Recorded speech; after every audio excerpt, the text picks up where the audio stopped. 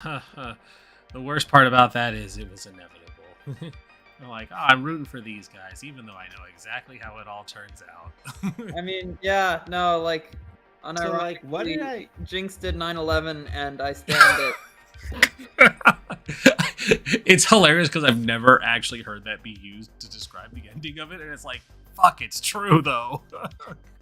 Wait, you Okay. haven't heard Jinx did 9/11? No, no, but it's accurate I as thought I fuck. made it up, but I knew I didn't, because like there's so many other people saying it. But I'm glad that I made it up for you. You made my day hearing it, which is also a phrase I never thought I'd have to say out loud. Silco did nothing wrong. Yeah. Listen, Silco was just a good dad. I will fight anybody who disagrees. A good dad, a freedom fighter, not a traitor to his people. Well, I mean, you know, aside from starting the cocaine epidemic. yeah, like, I mean, I think what good dad doesn't turn their child into a child soldier? Careful. She wanted to get into the family business. It wasn't the other way I mean, around. that's the American values right there. She have wanted to she wanted raise- to help Dad. He didn't make her into a child soldier. Mm-hmm. Well, you know. We'll show them. But when she showed that she was interested in becoming a child soldier, he supported her. He supported her choice to be a child soldier. Exactly. He was like, "You're going to be the best damn child soldier I've ever recruited." I'm going to give you. So I many mean, I've never Silco, recruited child Silco was an soldiers. awesome villain. Don't ruin it for me. Not only that, but really the whole thing between him and Vander was just a custody battle, anyways. So I know. it's like they were just having a lover spat. That's all. You know, it ended in murder, but which custody battles don't, right? Most. Most. Yeah. most. Like, is that a common American thing? Probably. Probably. If Minority Report is any indication, where the murder count was rising into the billions yearly. Yeah. Fun fact: Minority Report showed the murder count going into the billions, and they were only just starting to do something about it. Jesus Christ. They were like, we probably should look into all of this murder. Yes, crime rates. The number one tool of fascists to assume power. Depends on the type of fascist. Fair enough. In New Jersey, they the totally not fascist party used quote unquote here. These are the two things that won my county over to a Republican candidate. The rate of carjackings increasing, and quote unquote sexploitation of teen boys. What the fuck is sexploitation of teen boys, and when did it become enough of a problem for people to care? Like, what? So hold on. That's been going on for a much longer time. So hold on, because Brain heard something, and I want to make sure I understood it right. Was that an exploitation with an X in front of it, or an S? Sexploitation. There's literally billboards in. So yes, exploitation with an S in front of it. Okay, just you know, they're like, yes, human trafficking is a problem, and it is not gender exclusive, but wow, just somebody somewhere thought for a marketing campaign, we need to hashtag exploitation and then put a bright red S in front of it to really invoke the fear mongering of the thing that our party does on the regular. But it's like, just remember, it's those other people letting trans use bathrooms that's the real problem. Exactly. Oh, I did see one of those stickers at my airport that said a trans person used this bathroom and nothing caught on fire. God, nice. Oh, I love that. Nice. Swag. That was great. I was very happy to see that, because like I saw like one of the posts that was like going across the Bible Belt and slapping these stickers on every bathroom we visit. It's just like, yes. God, I love that. Yes, I should get some of those stickers. Stickering bathrooms is praxis. I don't care. Damn straight. Honestly- I actually have a bunch of big stickers that are like the size to go over bathroom signs that say gender neutral restroom. Nice. Oh, hey, I guess this is also the time that I should mention we have sponsor. Hello. Hashtag we have sponsor. HelloFresh is our sponsor. I gotta remember what the exclamation point is. It just HelloFresh? Yeah, it did work. All right. HelloFresh is our sponsor. If you use our code POGHF128110, you get 70% off your first box and free shipping. Shay and I are currently working our way through our first box. Yesterday we made a barbecue pork sloppy joe, and it was freaking phenomenal. It was very easy to make, and I really like, as great as the sloppy joes were, I really do think just like the like roasted potato fries that we made were just better than everything else, because like it showed us how to make like a chipotle ranch dipping sauce to go with it too, and I just smothered it in olive oil, put some seasoning salt on it, and just let them just bake in the oven. And they came up so crispy, and it was phenomenal. Save Like, that recipe. That sounds great. yeah. I'm saving all of that, like, Wow. because one, it's stupid easy to replicate. But yeah, we'll make you some good fries when you come down, Pat. Fatten God, you up, yes. fatten you up, Me up. get you stuffed. Phrasing. Anyways, I'm going down. listen, that's the end of our sponsorship. For the fries, I mean. Yeah, fries, stuffed with fries. Anyways, hey, so check it out. Look at our cool sponsor. Buying one really helps us out, because the like turnaround return on what they give us is stupidly good too. And that's all I'm gonna ramble about for now. I'll talk about it again during break, and then before we close out, because I'm obligated to talk about it a few times, which I don't have a problem with, because HelloFresh is actually really good. We had another sponsor that sent us meal kits, and they were just okay, but I can genuinely say that I did enjoy making the food as well as consuming it. So there's that. Hey Shay, you're the storyteller. Why don't you take over? Hey everybody, Also, hello. Food is good. Also, food is good. Also, food is good. Hey everybody, hello. So yes, don't forget to use your HOG HF 12810 to get your discount onto HelloFresh. It's really good. And I am the aforementioned Shay, who is the dungeon mistress, i.e. storyteller of this game. This game is called Things from the Flood. This particular game is the Stillwater Chronicles, called On the Other Side, where I get to torture my player characters for a good story. That being said, first thing I like to do before every game is to remind everybody about the principles of the Flood. Just so we all know what we're doing. Number one, everything changes, everything falls apart. This is set in an alternate 90s reality where technology took a different turn. However, that technology is kind of breaking down or not working the way it was meant to. It's not the promised future that was said would come. Number two, everyday life's full of demands, boredom, and conflict. The players are just teenagers. They have jobs and school and teen drama. And number three, the mysteries are exciting but dangerous, and only you can stop them. For whatever reason, the teens are the only ones who can solve the mysteries, and resolve the danger. They're either put in a situation where they're the only ones who know about it or can deal with it, or adults don't believe them, etc., etc. Number four, you're neither kids nor adults. You're teenagers. That awkward in between. You're not the responsible adults, but you're not the helpless children either. Number five, the game is played scene by scene, much like a movie or a TV show or a book. And number six, the world is described collaboratively. So while I may have the final say in how scenes go, my players get to add stuff and change things and say how a scene turns out or what happens in it.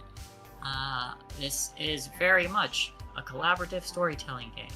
On that note, everybody, please remember your X cards in case things get too heavy and you become uncomfortable. Feel free to slap that down. We will immediately pause. This is meant to be a safe place where we can explore darker themes, or potentially explore darker themes. And same goes for the audience. If something makes you uncomfortable, feel free to step away for that scene, come back when it's over. And I would like to go around and have everybody introduce themselves and who they're playing today. And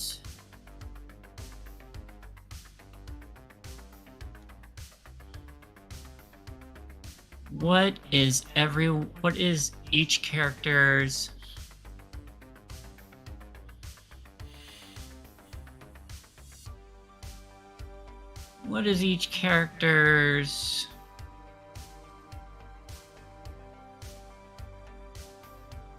favorite hobby? Might be easy for some of you, but or if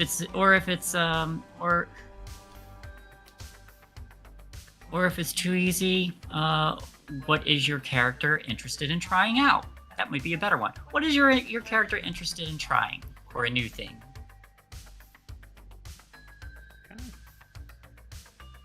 Suppose I'll start off since I'm talking, I guess. Unless you have anybody you'd prefer. Nope, you can start. All right. Hi, everybody. I'm Pat, aka Spider Queen Long on the internets. I am playing Tracy, the party gal, and yeah, she's a bit mopey these days, a little bit more of an alcoholic than even before, as she's trying to deal with a lot of shit and a lot of shit cycling back in on itself.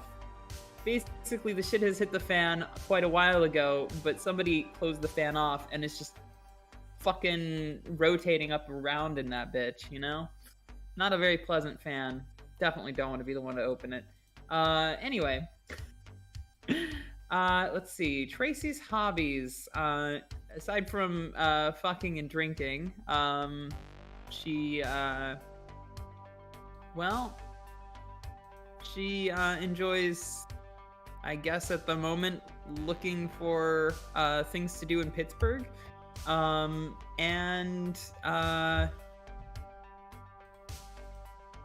Wait, hold on. UPenn's in Pittsburgh, right? Close enough. And what does she want to try? Let's see. Well, she wants to try not living in this town. She wants to try... I don't know. It's a big question. I don't think she's put much thought into that. She wants to try living on her own and succeeding as a human being and figuring out what the rest of her life is going to hold for her outside of this town. I think that's her answer. All right, I'll go next. Hey y'all. Hey y'all, Crimson Galaxy, that's Krimsin, because I'm not me without a little bit of sin. My pronouns are they, them, she, and they, and today I'm playing Courtney Cloverfield, the rocker. And as far as hobbies are concerned, it's definitely not music, because it's not a hobby, it's more of a lifestyle, you know? You just gotta live that rockin' life. So as far as hobbies go, I don't know, maybe...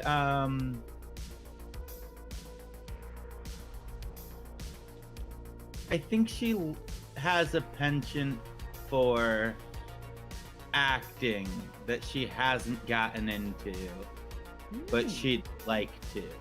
Like, she's thought about trying out for plays or the drama club and stuff, but hasn't actually gone through with it, even though she thinks it's something she would enjoy.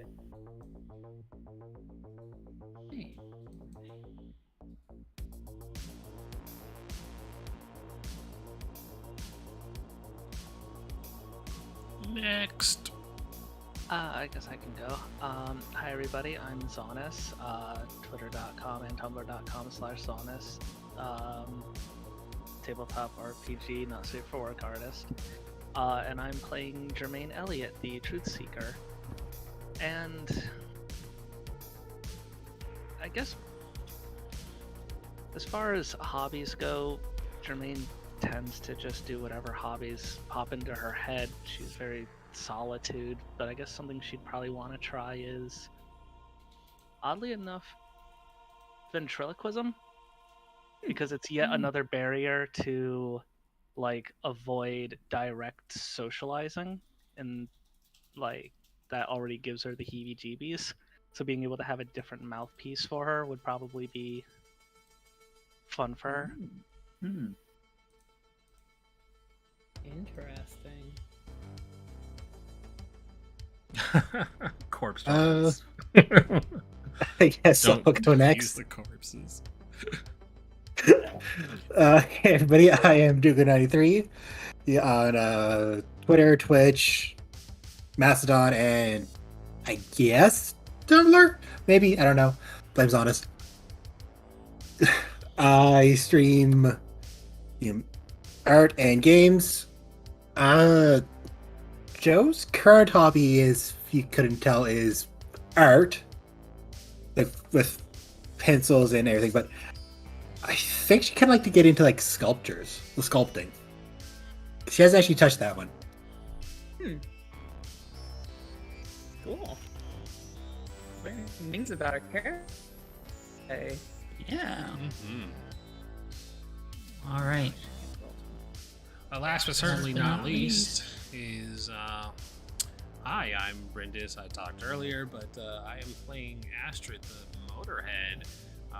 They have a sweet van. They apparently know things that they're not sharing with the group, and they would like to experience.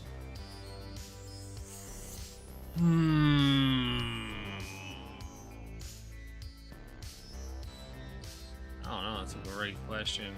They would like to experience the true power of friendship. The true power. The true power of friendship, not to be confused with regular friendship. All of the fake powers. Yeah, that normally like come they're, along with they're, it. they're done with this fake friendship that has existed all over like high school, and they want like the true power of friendship. That they saw this show called Care Bears, and they were like, "Yo, what the fuck? I want some of that. Let me get that kind of friendship. I could destroy my enemies with that." They So, should have you know, watched. I need My laser Little power. Pony. Yeah, I Friendship need- is magic. I need to be able to shoot lasers out of my stomach with the power of friendship. Why do I not have this? Yeah, Great. Joe will draw the symbol on your belly for you. Presence can yield destructive results like that. Exactly. Yeah. So Mm. that's me. Fantastic. I would like everyone to give us a recap. Tell us what happened last time. Let's fill Sin in. Yeah. Before the recap, I just want to say that apparently the Care Bears in German is Glückbärchisch. You Glückbärchisch. Glückbärchisch. Okay. Oh, Does I'm that not gonna try to say translate? that. I was like, does that translate to anything hilarious in Is English? it luck? No, it literally means like happy luck bear or something Yeah. like that. That's actually still kind of cool though. Yeah, Like, Glück auf is a German mining expression which means good luck in there, pretty much. don't die. It's probably as direct in German to English as you're probably gonna get as far as TV show titles go. Mm, Sidebar over. still pretty good. I like it. Thank Yeah. you. Yeah, that's cool. I can start the recap off if you want to pop in at certain parts. Collective go. retelling, sure. So, firstly, the most important thing is we named the creature Lickaboo. That is the Oh, most yeah. The important. most yes. important thing. Astrid drove us to a more secluded part of the fencing area where the quarantine zone is, and we were all ready just to kind of get out and like shoo him off to the other side and Not worry about it. But there's a fucking android. What? Basically, the Terminator bursted out from the other side of. I'm not sure if it was it the other side of the van or was it the other end of the quarantine zone? Other side of the It was the van. other side of the van. He was Yeah, following the him. other side of the van. Yeah, that was kind of dope. If I don't Tracy really shot think- him. scary and life near death influencing, you know. Yeah, none of us really got out of that unscathed, and unfortunately, Tracy took the biggest brunt of it and joined the Scar Trauma Club. Yeah. Oh shit. I gotta get you your jacket, by the way. Yeah, my Well, name's hey, what are you James talking about? Ocean, and You don't everything have goes any up. scars, Jermaine. Yeah, Jermaine. See, the soul that holds over a domain to this body and another body has the jacket. It's not necessarily the domain; it's the presiding domain. Jermaine takes off the mask. It was Lydia all along. It was Yeah, Lydia, Lydia- all Lydia! along. It's a Lydia second just- family And somehow. she would have gotten away with it too if it weren't for you meddling teenagers. I ran away from home. I dyed my hair. I changed all my mannerisms. I was almost home free until you idiots got in the way. It shrunk a foot. Meddling kids in your van. Actually, I think Jermaine's taller than Lydia. Oh, you're supposed to It's get not. heels out. It's not hard to be taller than Lydia. Yeah, she's a freaking squirrel. Yeah, Joe's the Yeah. second shortest. But we kind of managed to get into the van and get away with, fortunately, Tracy being scarred. Mhm. Joe did a dumb. She tried to summon the creature's mama. Didn't fully work, but Binks came and distracted it and then ran off again. We got to the Chili's. Yeah, no, we did. I think it was. Yeah, it was a Chili's. It was a Chili's, not an Arby's. God. Now you have serving Arby's. alcohol. All Arby's up in your made head of for some reason. You're just thinking about the meats. They Yeah, I have the was thinking meats. about the meats. Yeah, so we kind of determined that it's likely the cyborg that killed the janitor, not the creature's mama. Good point. We did have kind of a hurt where we just kind of let the new people into some of the things that happened. Joe started talking about how she sees the other world and started to feel hands starting to grasp onto her. So that's frightening. Did not bring that part up though. Probably should have, but she did not. But Tracy was able to talk to her anchor. Mhm. Do you want to step in and say what you talked to them about? Mostly I just cried about things repeating themselves and definitely indicated that I was in some very serious trouble that any normal person would probably be like, hey, that's not cool for a teenager to be in. But this guy was just like, shit's rough, buddy. Which is exactly what I needed. Well, he thinks you're over 21. True. God, you're right. Yes, he's my bartender. Forgot about that. Yes, he Yeah, did not he think does- I'm a child. He probably thinks I'm an international drug dealer. May still be accurate. It's probably going to be accurate eventually, but Oh, Lickaboo's home is now Joe's bag. Forgot that. That's also very important. what happened? I said Lickaboo's home is now Joe's bag. Or Ah, Joe's yes. bag is now Lickaboo's home. We also had to Absolutely. leave the Chili's when it started eating food off the floor. True. Yeah. Somebody wasn't watching it. I was Was it tending me? to a broken I don't know. Tracy. It was somebody. Yeah, it's a toddler. You can't contain a toddler. No, but you have to watch a toddler. I have watched Joe it managed to talk to her anchor and confess that when she's in danger, she feels more alive than otherwise. And the advice they gave her essentially was be careful, don't go looking for risks, but It's not wrong if you do it safely. And I believe Astrid and Tracy stayed in Astrid's van and at Jermaine's funeral home. Yes. Yes. She was a little too drunk to go home. Or do anything. And that's kind of where things ended. Oh, Joe also went home. Yeah. So I feel like the scene kind of opens with a group of people sitting around a monitor, and they're reviewing this this digital feed. And as the camera moves a little closer over the shoulders, we see on this monitor is the vision that this cyborg had following a van, and the sound of someone steps forward. You don't see their face with them overshadowed, but one of the people sitting at the monitor kind of spins around and says, "Looks like it was. The target's being harbored in a rather rad-looking van." And the voice from someone from the person who's being overshadowed says, "Well, send a team, see if you can find it." And then the camera's going to move forward again and onto the screen, and the scene's going to change again. So where is Astrid's van currently? Parked in the driveway. All right.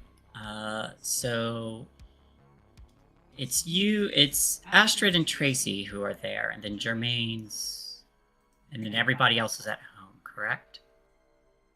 Yep. Mm-hmm. All right. So let's start with you two. Was there anything you wanted to do at the end of this day? Drunky? Or are you going to Turn sleep? on water. Give you a water bottle. Oh my god, I hate my camera today. You know what? I'm just gonna use my low quality camera. Unfortunate, but I'll try and get a better camera by next week. Still looks good. Finally, Oh, in fine. real Hey, life. once it focused in, it happens. looks okay. It happens. Okay, Anyway, water bottle. yeah. So she's drinking water. Lots of water. Depends entirely on how long after we left off this is. Is it an immediate cut, or is it like the next morning? If it's the next morning, you're gonna have to get ready for school. Right. Yeah, it's the middle of the Well, night. Probably middle of the night. So she's drinking water and trying to not have a hangover tomorrow morning. Fuck. You Thank you again. you drink for this letting heavy me every know. time? Sometimes. Hmm. Not every night though. Obviously, that'd be crazy. But you know. I would hope not. You should save some energy for school. Well, I mean, sure.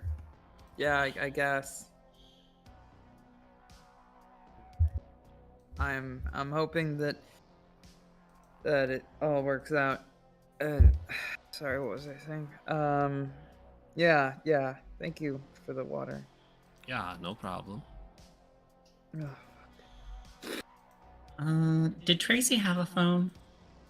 Yes, she does. She has. Oh wait, you know what? Actually, did the Lydia phone actually even happen?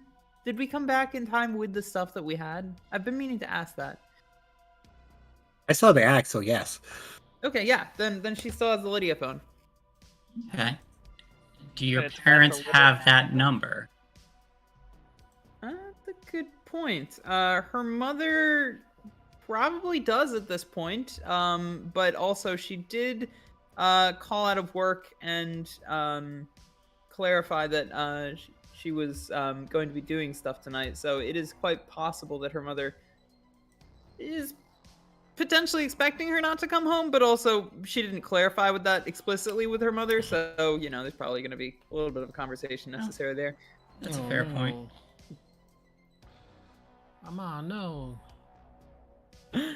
But yeah, she probably does have the number. Though, whether she would be up still given that it's midnight is also another question. That's a fair point. I'm sorry, Miss Evans. Tracy won't be home tonight. She's too busy suffering from emotional damage. That's a lot of damage. Sorry, Yeah. I'm busy having the worst time of my life, Mom. Your daughter can't come to the phone right now. She's currently busy recovering from this hangover. Yeah, all this shit hanging over her head. Oh, pew pew pew pew. And the alcohol. And the alcohol. So, what happens to our poor alcohol poisoned, scrunkly chat lad? Astrid's gonna stay with her until she falls asleep. Tracy might. How close are you staying? Because Tracy is definitely a cuddler, and the I am cat, you have lap instincts totally kick in when she's drunk. She's fine with that. You can Her cuddle. head absolutely in your lap at the very least. Thank you. This is comfy. Yep. And she does wait probably 30 minutes to an hour after she's fairly certain that the alcohol has put her out, and then she just casually replaces herself with something soft and slips out of the van. Leg warm. Yep. Leg. She's gonna go find her. I always forget the name of this person. Anchor. She's gonna go find her anchor now. Okay. So we see a drunk Tracy pass out on the van as Astrid slips out. Is anybody else doing anything tonight? Goodbye, everybody. I'm about to get kidnapped. Because Emmett is my anchor and he works the graveyard shift, Jermaine will probably stay up late to talk to him. Okay.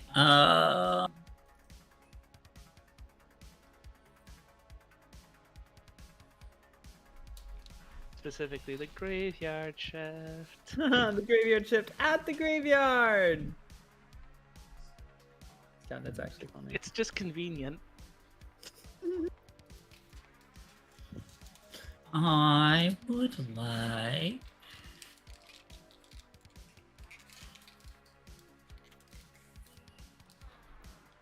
We would like. I would like an investigate from Jermaine. I can kind of do this. Let's see. Let's find out. What the heck? No attribute found.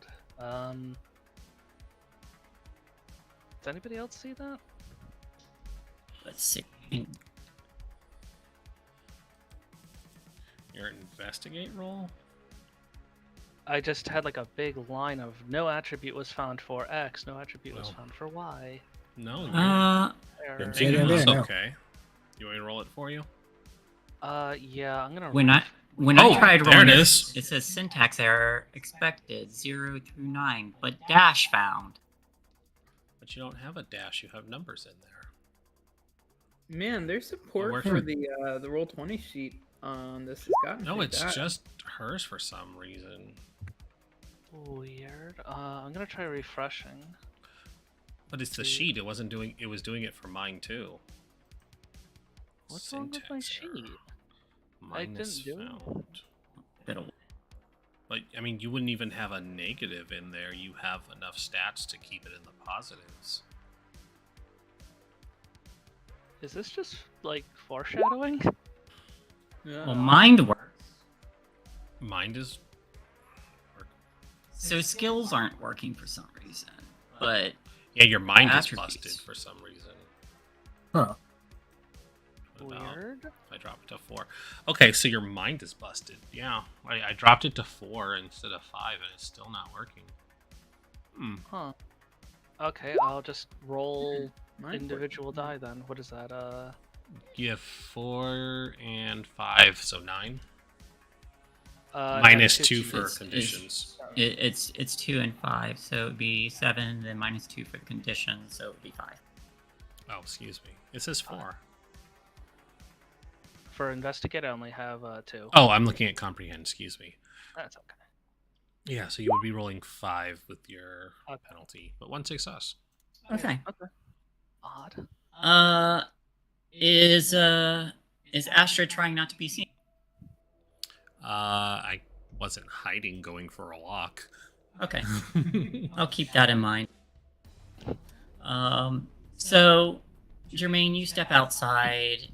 It is the middle of the night. There's a soft click from a nearby van as you see what would probably be Astrid going for a brief walk. But you make your way to the graveyard, stepping through the gates. You're well aware that I gotta find him. Emmett is currently working there.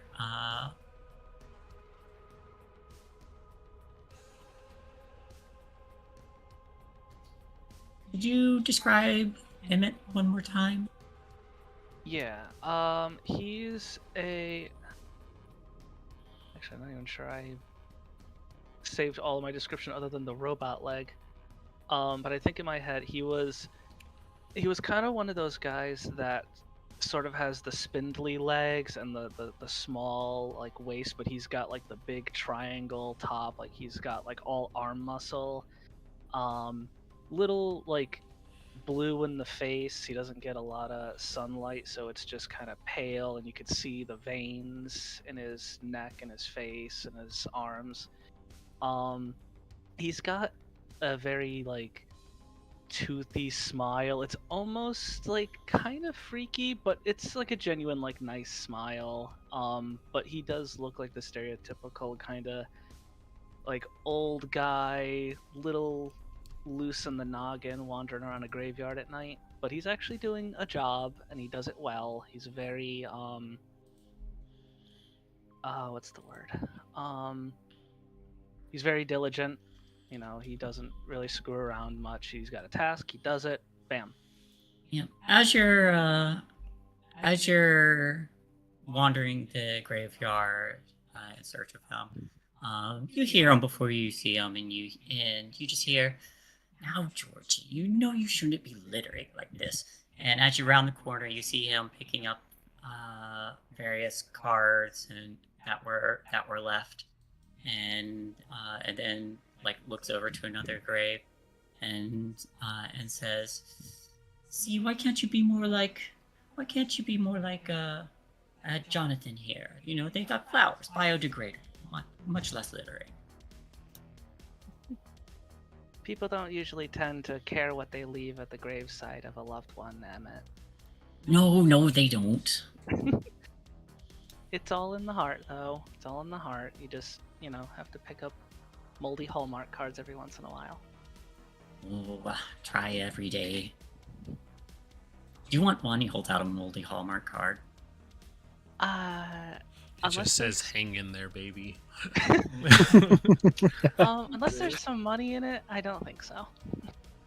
Oh no, nobody leaves money anymore. You'd think that they might want to leave some coins for the ferryman, but nobody believes in that anymore. Exactly. They talk about tradition and that they forget some of the coolest ones. Well, Anyhow, you're up awfully late today. yeah. Because I got a big old problem, Emmett, and I think either you or Dad probably have some answers. Well, come on, let's talk to Charlie here. And he sits down on one of the headstones. Excuse me, Charlie. Okay, and Jermaine fishes through her bag, and pulls out the drawing that she had asked Joanne to sketch up of the cyborg-looking guy. I know this is probably like really rude, but I don't know who else to ask. You actually have some of these prosthetics and stuff. How many people have you seen that have come through here that you've buried that had a lot of prosthetics? Oh, and he takes the picture and kind of looks it over. I've seen some with a few, but never quite this many. Okay, so that is abnormal. Okay, because that thing was just following me, and before she says the word friends, she just sort of like, classmates. Yeah, following me and a bunch of classmates this evening, and Oh, is that a cannon on his arm? yes, several, I believe. It did a lot of damage to me and my friends' classmates. Now, who on earth would need a cannon for an arm? Pirates. That's what I was wondering. And the even worse part was she fishes back into her bag again for that prior prosthetic, and holds it out to Emmett. I don't know if Dad told you, but the other day at school there was an announcement that there was some wild animal hanging around the school and that we had to be careful. And something got someone, and they were in pieces. I mean pieces, Emmett. Yeah. I'm talking cremation pieces, because there's nothing to put in that casket. To shreds, you say. Heads, you say? Professor Farnsworth, look! And she hands over like, Oh my, no. this is one of the last things, the only things that was even left of them. So I don't know if any of that's coming to the house at some point. But I just listened to my Magic 8 Ball and it got me caught up in things.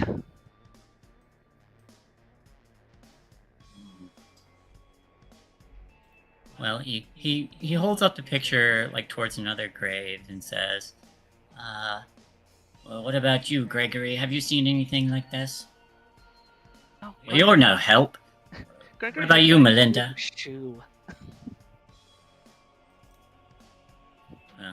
Usually Melinda has better ideas than that. Anyway, I can't say I've seen anyone with this many. And you're holding out the little cybernetic part Yeah. to him. He takes that and kind of looks over that and then says, oh, well, good news, Jermaine. I do recognize this. And he kind of turns it over and says, you see this part here? It's used to inject a bit of a not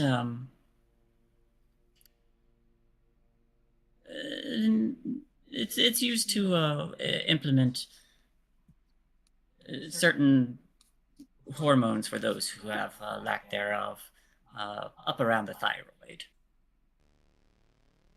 Interesting.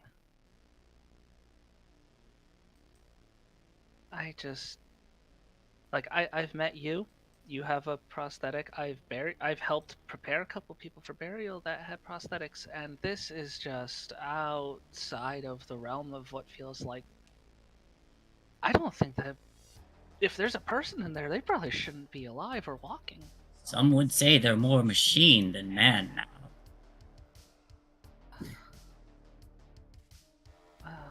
Okay. If you talk to Dad, can you just let him know what I told you? You have a you have an incredible memory. I know you'll relay everything exactly as I said. You know what now? I'll tell him later. It's fine. Well, of course. I'll do my best. Do you? I have one last question actually. How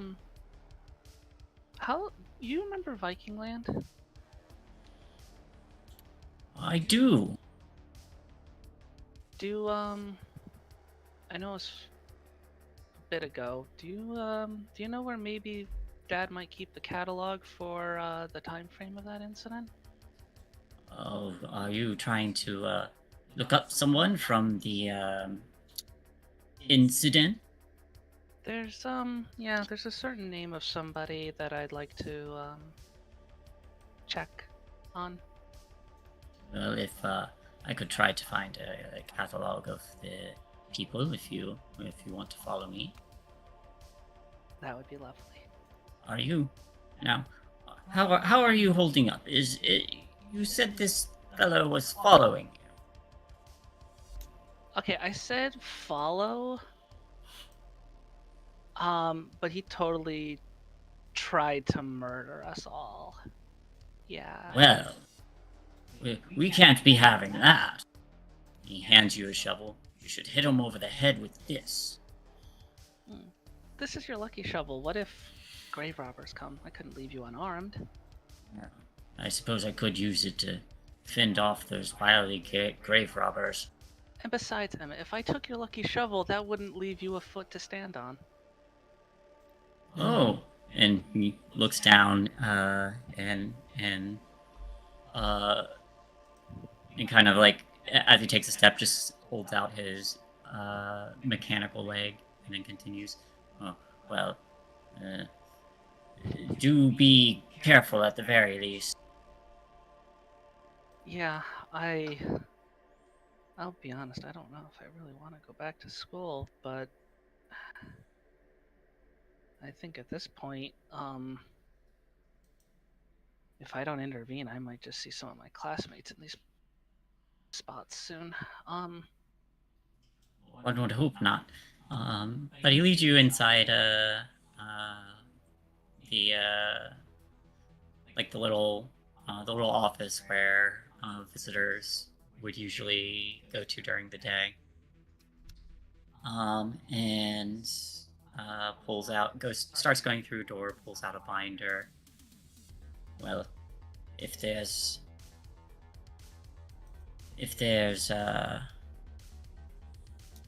there is someone out there trying to do harm,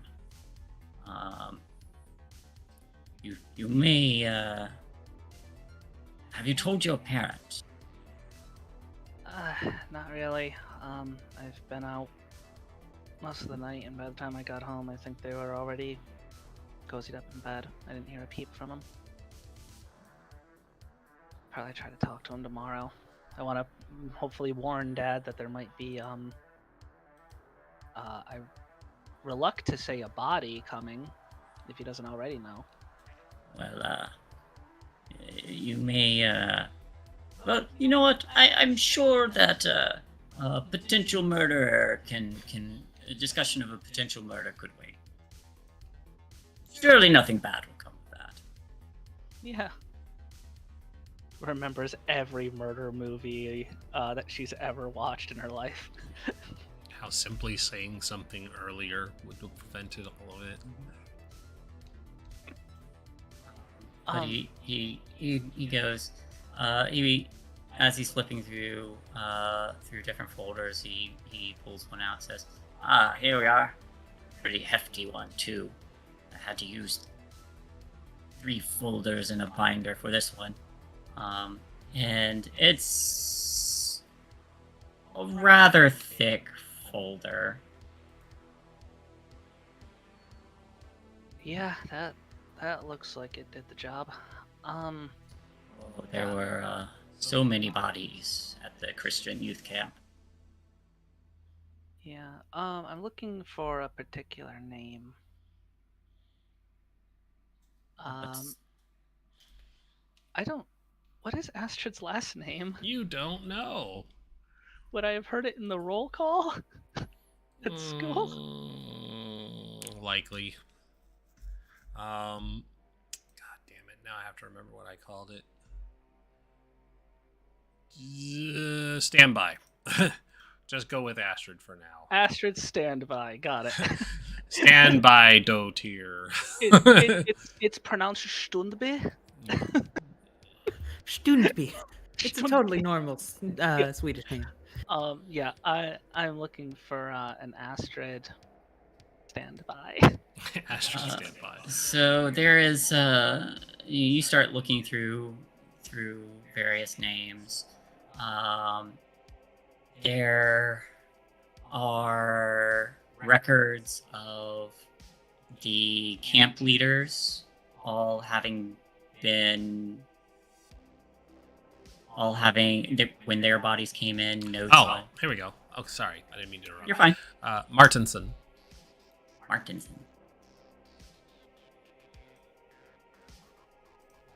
But there's notes on what happened to some of the people at this youth camp. All of the camp leaders came in the most mutilated, I guess I should say. There were some bodies that showed signs of conflict, but the one in charge of the youth camp was blood-eagled, which is a method of sacrifice to Norse gods that entails them being strung up and their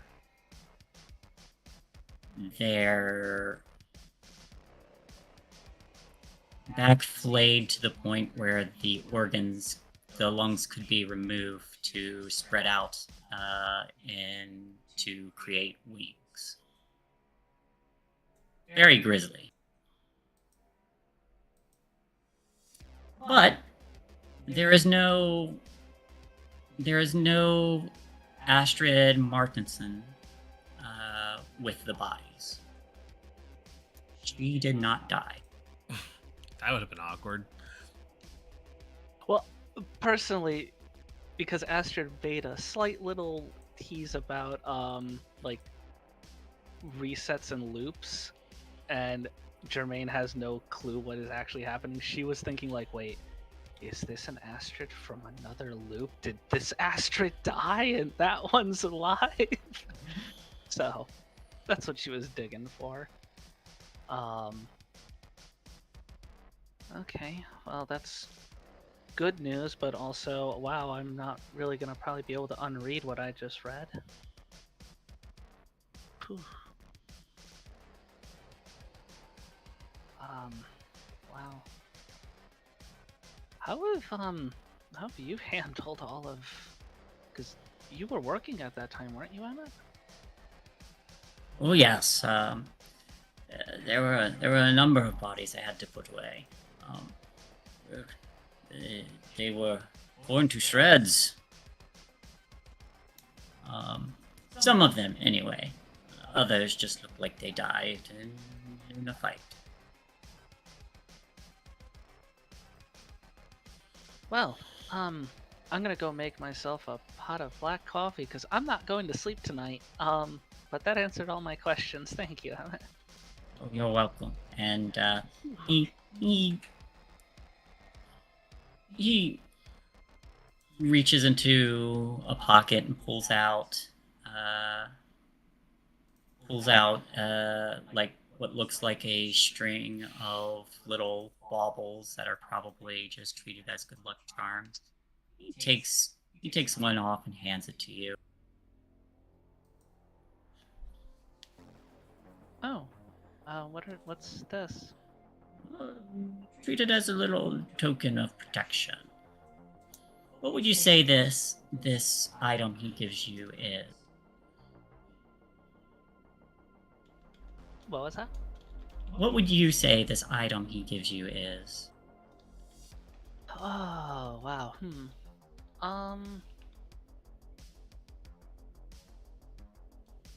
I would say it's a pair of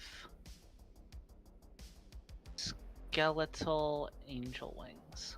It's like a little charm of like one of those what are those charm bracelets that they were mass producing a while back? It was that jewelry store that was doing it. Pandora?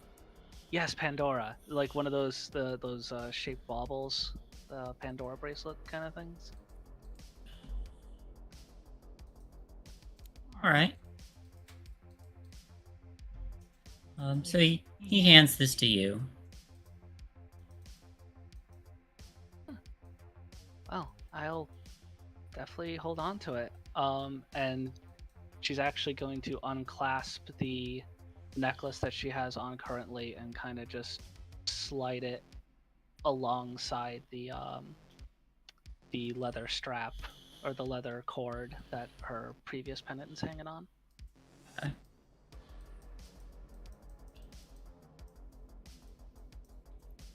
Well, hopefully it will keep me safe from whatever else is going to come along.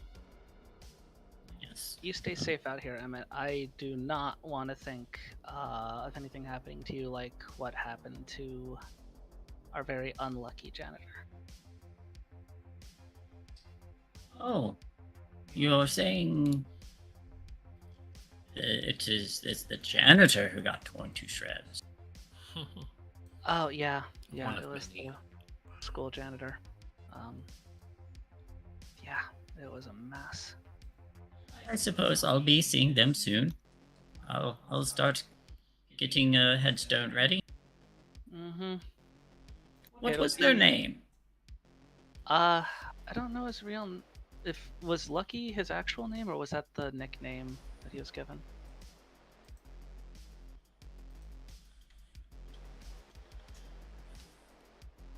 It's whatever it needs to be. I feel like that was a nickname. Yeah, I don't know if because we decided on that, right? We were just like, his name's Lucky as a group, yeah. right? Definitely a nickname. Luckiest man alive. I mean, Lucky is an actual name. Let's call him Lucky Lucky. Strikes. Yeah. call him Lucky Strike. Lucky Strikes, yeah. That works. All right. Well, stay safe.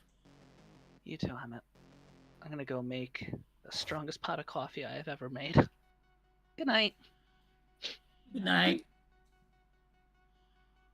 And as you head off, the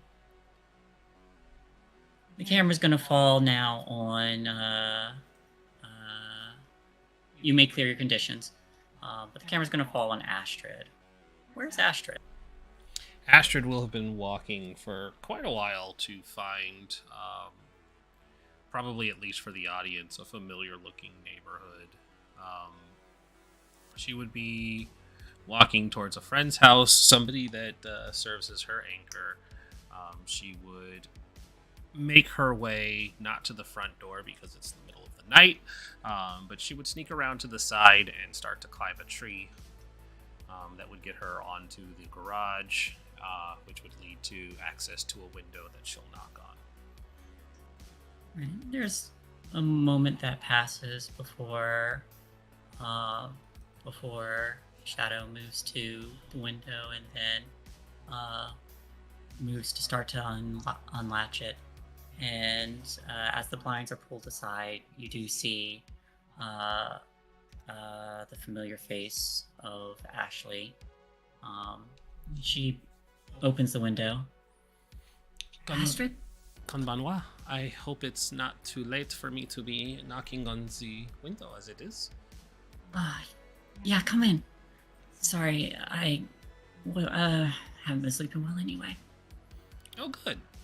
Well, then, you will not mind if I stay for a little. And she'll just slip into the window.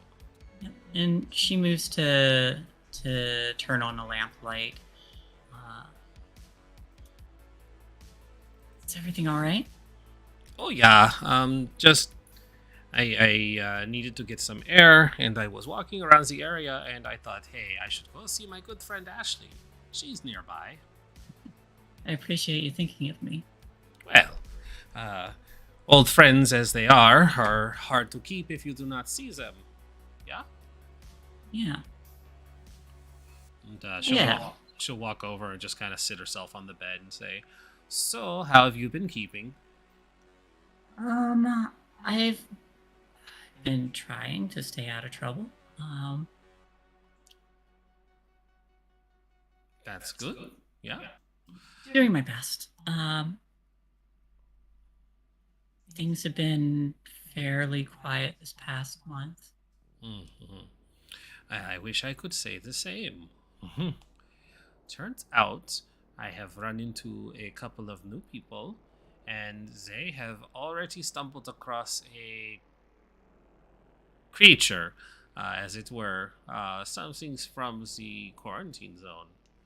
It's been a bit rough since we do not know what it is, and we could not bring it back to where it belongs. Is it dangerous? No, not dangerous yet. It's small, but it will get bigger, yeah.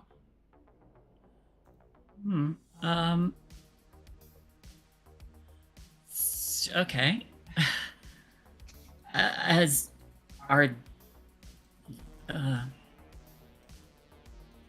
as long as it's not able to hurt you or anything. No, me? No. nothing so dangerous as for me to be worried. More worried about them. Too curious for their own good. They want to treat it like a pet and keep it. Something from the other side. Possibly. Not sure. We both know you have experience with this. I figured maybe you might be able to help. Memories are always kind of blurry, but I know there were weird animals living in the quarantine zone. Well, you have as many memories as I do. Hopefully, one of them could recollect something like this creature. But it is in the quarantine zone. We are certain of that. What did this thing look like? And she'll describe it. It's 3 eyes. It's little bleeping sounds. Did it have 4 legs? I feel It like had it had- mini legs. I was like, I thought it was like a millipede. Yeah, I was like, I feel like it has more. I actually forgot that it even had legs. I thought it was like a slug John for a bit, and then I'm like, oh wait, no, it's got legs. Yeah, it had legs. It had mini legs. Oh. Little strange millipede thing with 3 eye stalks, and it made little blip blip blip noises. And very strange creature. Not anything we've seen before. You see her kind of like leaning forward with her chin in her hands, like she's trying to think.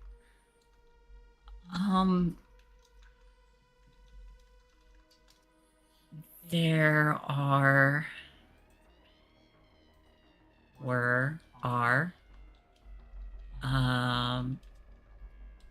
some photos that I kind of caught a glimpse of that my dad had at one point. Mm-hmm. One of them was some kind of bug, but I never really had a chance to look at them.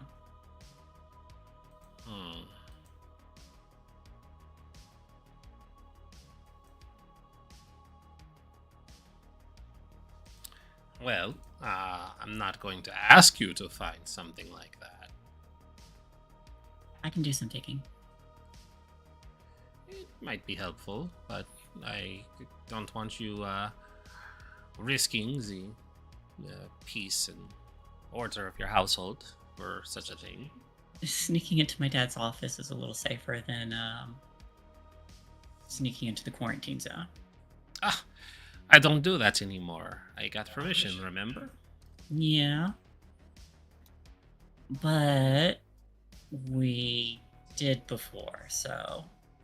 Yeah, we did. Good times. How are the others doing? The Buxley boy, is he fine? Yeah? He's probably, I think, doing the best out of us. William's definitely doing well.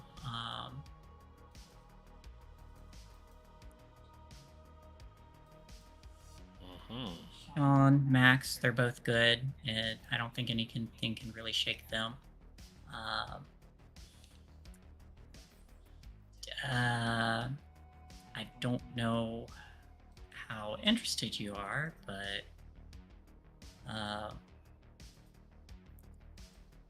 Signa has been going into her own little world. Astrid's expression will darken a little bit and say, you're right, I'm not very interested.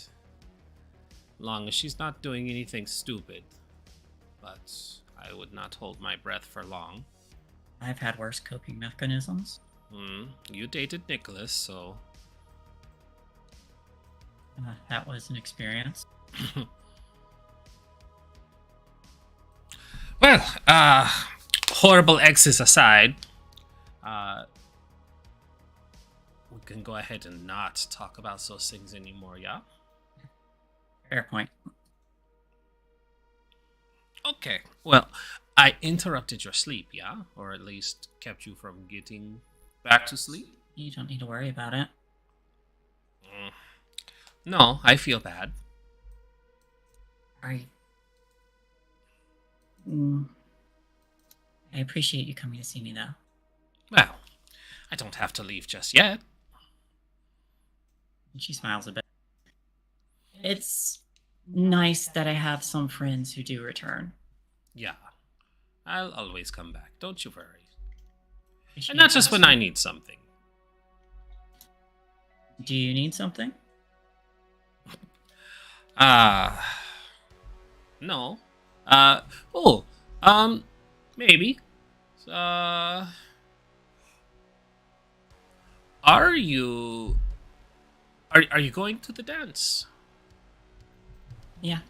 Oh, well, okay. Cool. Maybe we'll just see each other there then. Sounds good. Mm-hmm. Sam, Max, and me will probably play a couple songs. You do have a good singing voice if you wanted to try out with us. Oh, well, that's quite the offer. Yeah, maybe I could do a set. A set for a dance, yeah? Dance it is, then. Okay, sounds like deal. One more thing. You said your new companions are getting in over their heads? Yeah, it seemed like a couple of them have already dealt with some weird things around here, which is not that strange in of itself. Another just kind of wandered into the group same time I did, but two of them seem to have some underlying trauma about some things that happened that split up their friend group as well. So it kind of I kind of stumbled my way into being friends with them, and it seems that they're having a bit of trouble coping with the losses. Well, at least you're making a lot of friends. I guess that's not hard for you, but I appreciate you keeping me around. A lot is being generous. This is only 3 people. She stands up for a moment and goes to the door and kind of like peeks outside.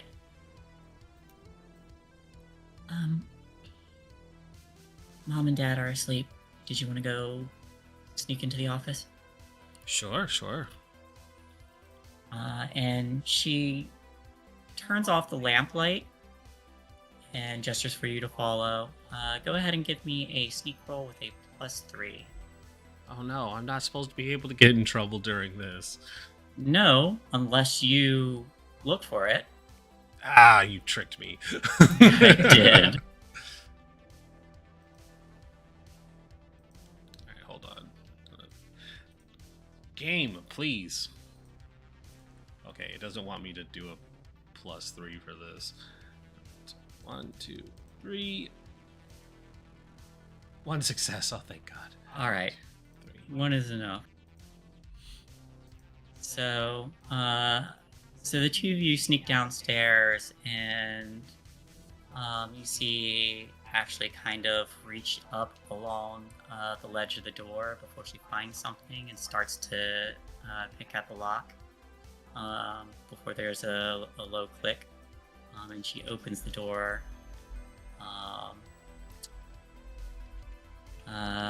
There is a desk there, a number of drawers, some of which are locked. But she opens one that isn't locked, which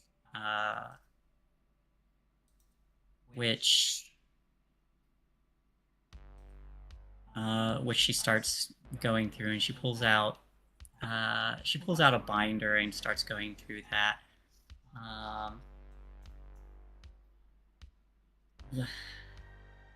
It's been a while since I've actually gone through these. But she flips through some of them, and she doesn't find the creature. But as she's flipping, you do notice one set that has a newspaper article in it that mentions a killer cyborg on the loose. But she flips past that as well.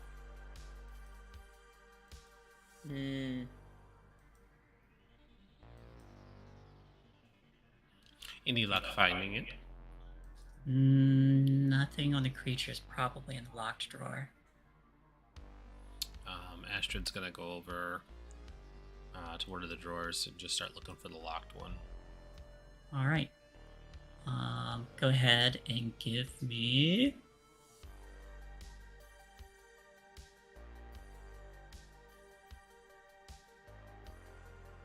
This would be a.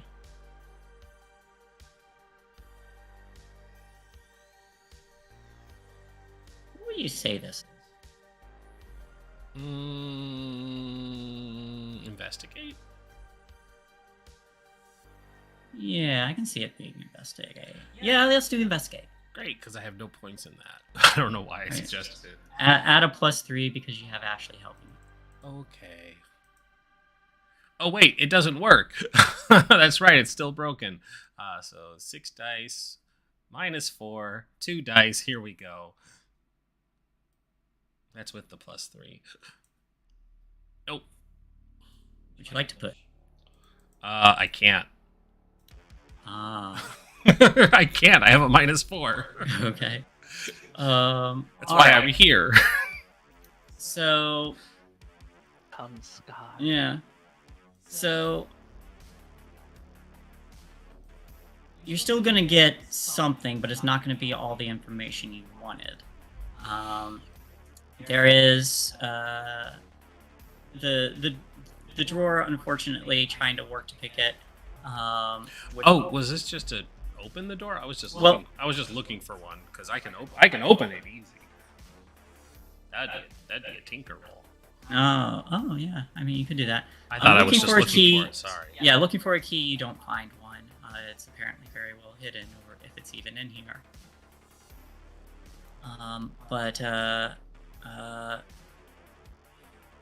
Going through here, or going through the book at least, that is available, looks like it's a lot of stuff that is fairly common knowledge. So things that have been in the newspaper, or or stories that have been told. Nothing classified. The drawer, however, does remain locked, and you do not find a key. All right, I will try and force it open with picking skills, All right, roll a tinker, +3. and I will reach into my portable toolkit to try and find something to help me jimmy it open. I'm fairly certain that still says 0. Yes, it does. Yes, it does. All right. No, I will not push. Okay. So you try working this lock. This is Ashley's dad has put some effort into keeping this stuff safe. So unfortunately, you do not get into it now at this point. But after some time trying, it becomes apparent that it's a little more complicated. I don't think we're getting it tonight, and I don't want to break the lock. I would get in a lot of trouble for that. Not worth getting you in trouble. I'll do what I can to try and get some information from my dad, though. All right. Your van's pretty easy to find. Can't miss it. I'll come to you then. Wouldn't have it any other way. So the two of you, do you just leave the office then? Yeah. All right. So you leave the office. She locks it back up again, and the two of you quietly sneak up back to her room. She does kind of turn around and gives you a hug. And she says, "Astrid, if you're getting involved in anything, do me one favor, okay? Yeah. Be safe." When am I not safe? She closes her eyes and takes a breath. Okay. I've seen the way you drive. Okay, so fine, fair, but I haven't crashed yet. Oh, hello. Have not crashed yet. Anymore. Recently. She stifles a laugh, but pulls you in for a hug again. You promised you'd come back, so I did, and I'm here. and that's all I need. And she just kind of hand behind her head, and she says, I am here, though, so if you're interested and happy that I'm back. Kind of wiggles eyebrows. All right. Cool. I can stay for a little while. She goes to the window and closes the blinds. And Astrid is going to rock her world. Yep. Astrid, seriously pressing the Roll the pressing? charm.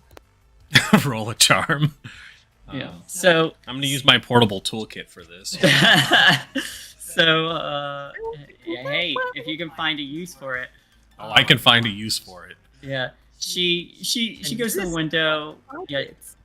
Yeah. She goes to the window. And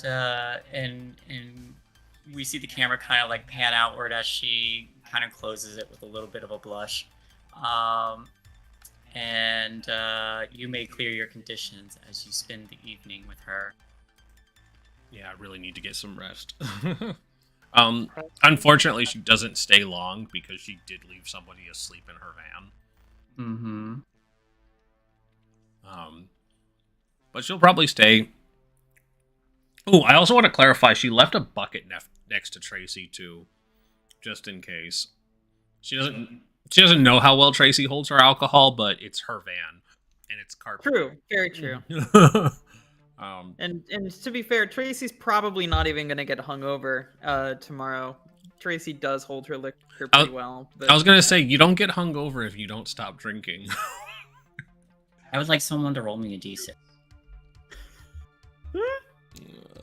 D6. Boop. 6.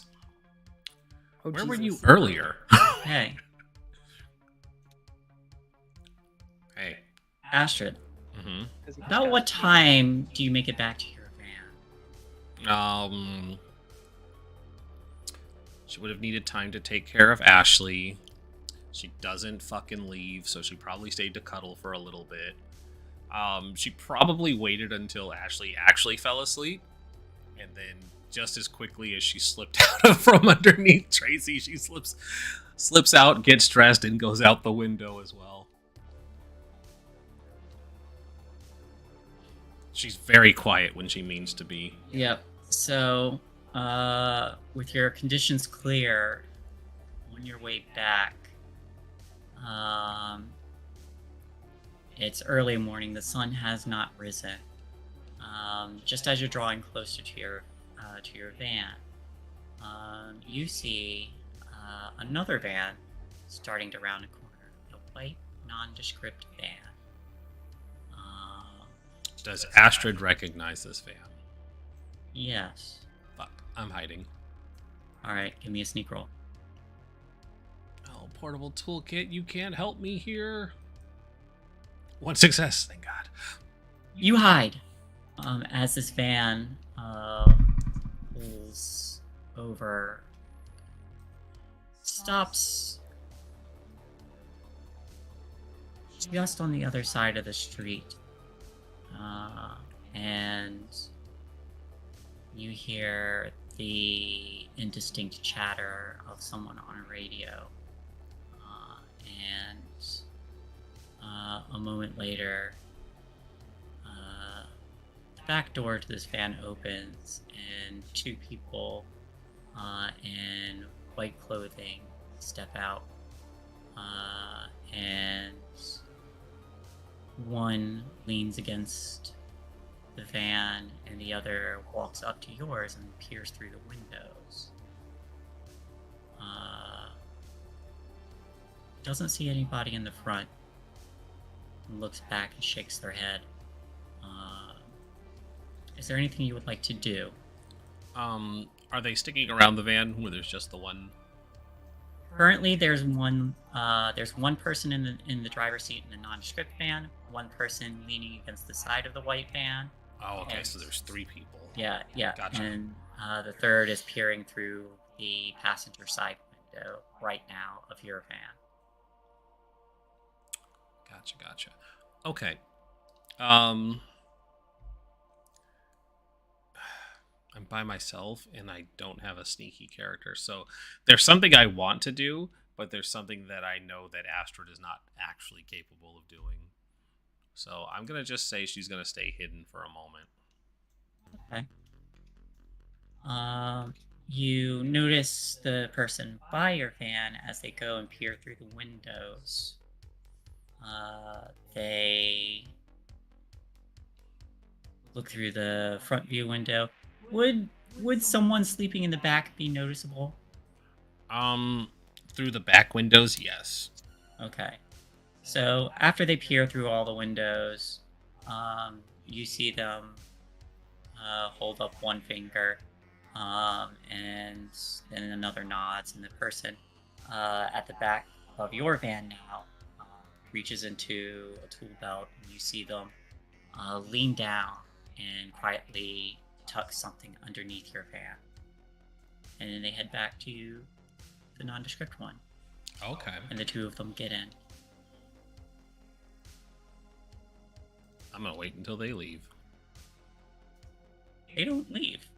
They don't leave.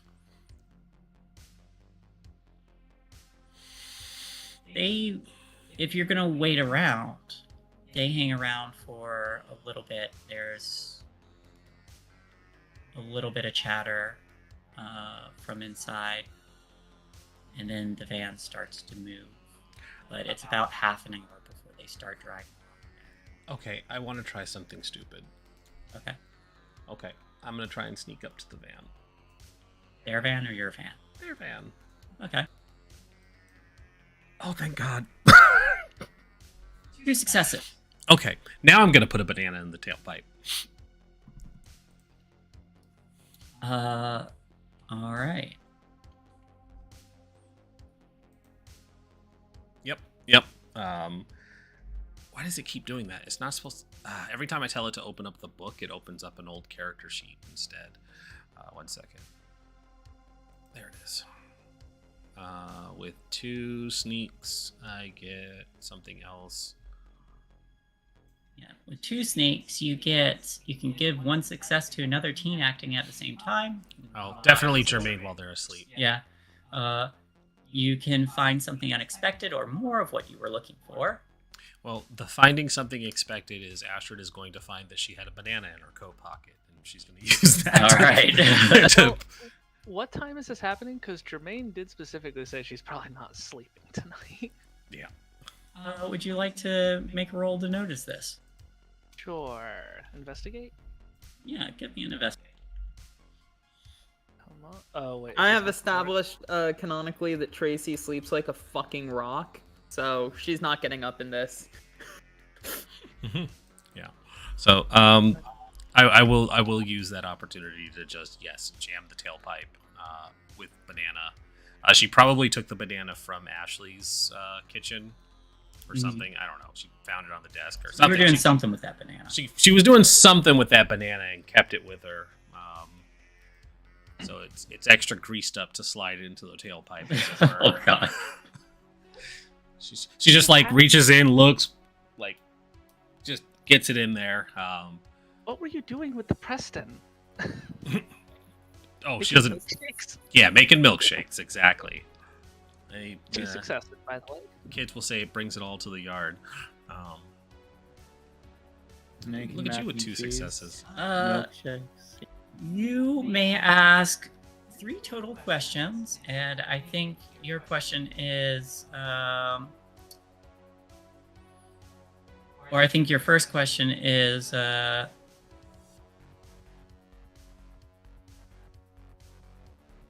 what is hidden here, or what threats can I perceive? Yeah. There is a nondescript white van outside, and you notice some people kind of hovering around Astrid's van. What other questions would you like to ask? What page are the questions on again? That would be what threats can you perceive. If you want to spot Astrid, I would say what is hidden here and where is it. Yeah, I'll confirm Astrid's location then with what is hidden here. So Is there like a moment where the 2 of them lock eyes from across the yard? Well, so it could be like that super creepy moment with like the Addams Family where it's just Wednesday, like in the window, clear as day, and it's just like eye contact. You can see me peering into practically through your head. Yeah. Yeah, the two of you make eye contact, and you see her just stuff a banana in the tailpipe of their van. I am going to deliberately kind of walk outside to kind of, now that I see that like Astrid has done the whatever business she was doing, I want to deliberately walk outside and just kind of like assert dominance, like, hey, the property owners are coming out. See if I can get a reaction from them. From the people in the van?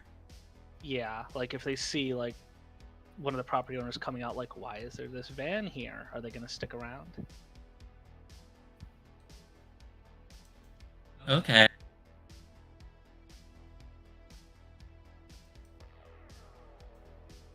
Give me a charm roll, a heart charm. Boy, here we go. This is where I fail.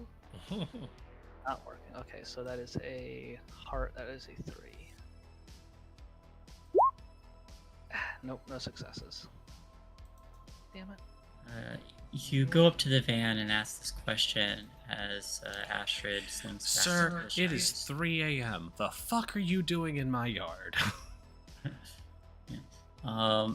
They kind of glance to you, and not intimidated at all. One of them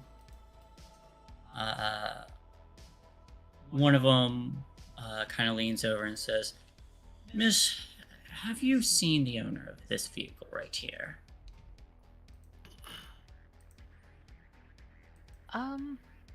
Not for a while actually. Asked if they could So park you it. know who owns this vehicle? I know what they look like. I don't know them personally though. Not friends or anything with them.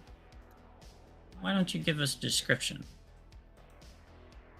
Oh, female. That Breast. narrows it down by half. God, hair. Definitely hair. God, I work at a morgue. I just see people in and out all day. I just don't know if I could do like. It's hard to remember every face you see. I see literally hundreds a day. So, have you seen anything strange? Anyone? Strange. Sorry, I forget I'm on push to talk. Strange. I work at a graveyard. I see people come in here. They're put on the tables with bullet wounds that you could shove your fist through. Yeah, I see strange shit all the time. Bullet wounds, you say? Everything. How do you Tell think us people about these die? bodies. People die in the really most creative ways possible. Last week, someone came in with firecracker scorches in their asshole. What people do weird things all the time. Two the poor guy. two people in the back just kind of like look to each other, and the third person in the who you're speaking to, just says, "Well, the next time you see the owner of this vehicle," and they reach in and they pull out a card, "why don't you give us a call? You got it. They could Man, be I- very dangerous." I'm gonna use this opportunity to sneak back into my van. Okay, Dangerous, you say? quite dangerous. I see. Well, I guess I better get a good profile of them next time rather than just hair and breasts. That would be helpful. Or provide a very good description of those breasts. Well, they were 36 double G. Damn. Damn, Astrid. It's a tie down. It's fine. Yeah, she'll just look at the two and be like, "Oh yeah, no, sure, no problem." That sounds like one of your characters. Technically, I'm a 38 double G in real life. Damn, girl. Damn. What the heck was Jermaine gonna say? Yeah, so, you don't even have like a logo on your van or anything? Are you bounty hunters or something? Hanging around a graveyard at night, looking at dump bodies or something? Weirdos. When you look at the card, it just has a basic number on it. There is nothing else on it. This is really Stay safe. poor- You don't know what kind of weirdos are out there. And they start the vehicle and begin to drive off. I'm just gonna do like the really awkward wave, like hand outstretched, like bye, bye, bye.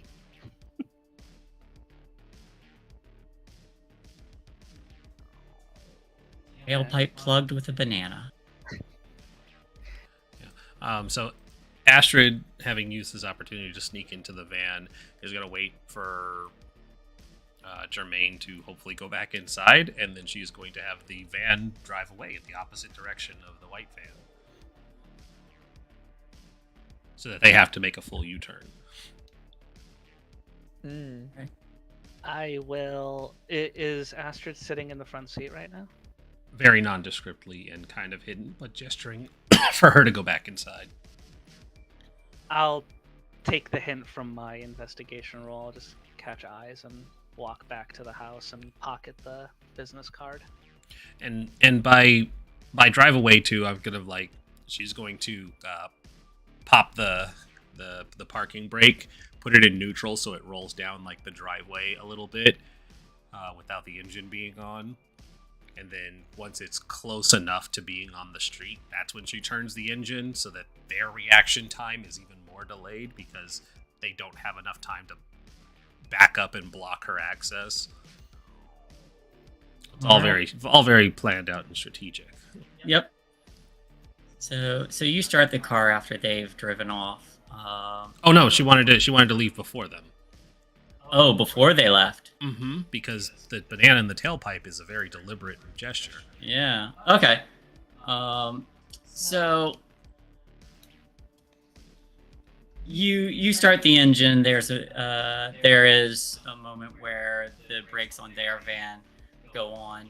So what happens in this scene? You've already sabotaged their vehicle. So they're about to drive off. They're not going to be able to get their engine going because there is no way for air to vent out of the exhaust.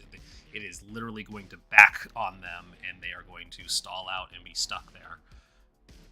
Yep. So as you're driving off, there's a series of curses from the driver, but you start to drive off in the opposite direction, and they don't even have time to turn.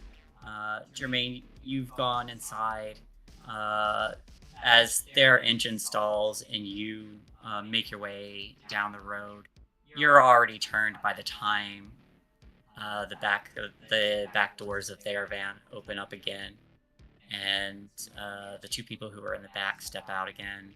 One of them kind of looks down at the banana in the tailpipe, and that's where we'll cut that scene. Where do you drive? She's gonna drive very far from here. All right. And she's going to drive very far from here, and she is going to probably get to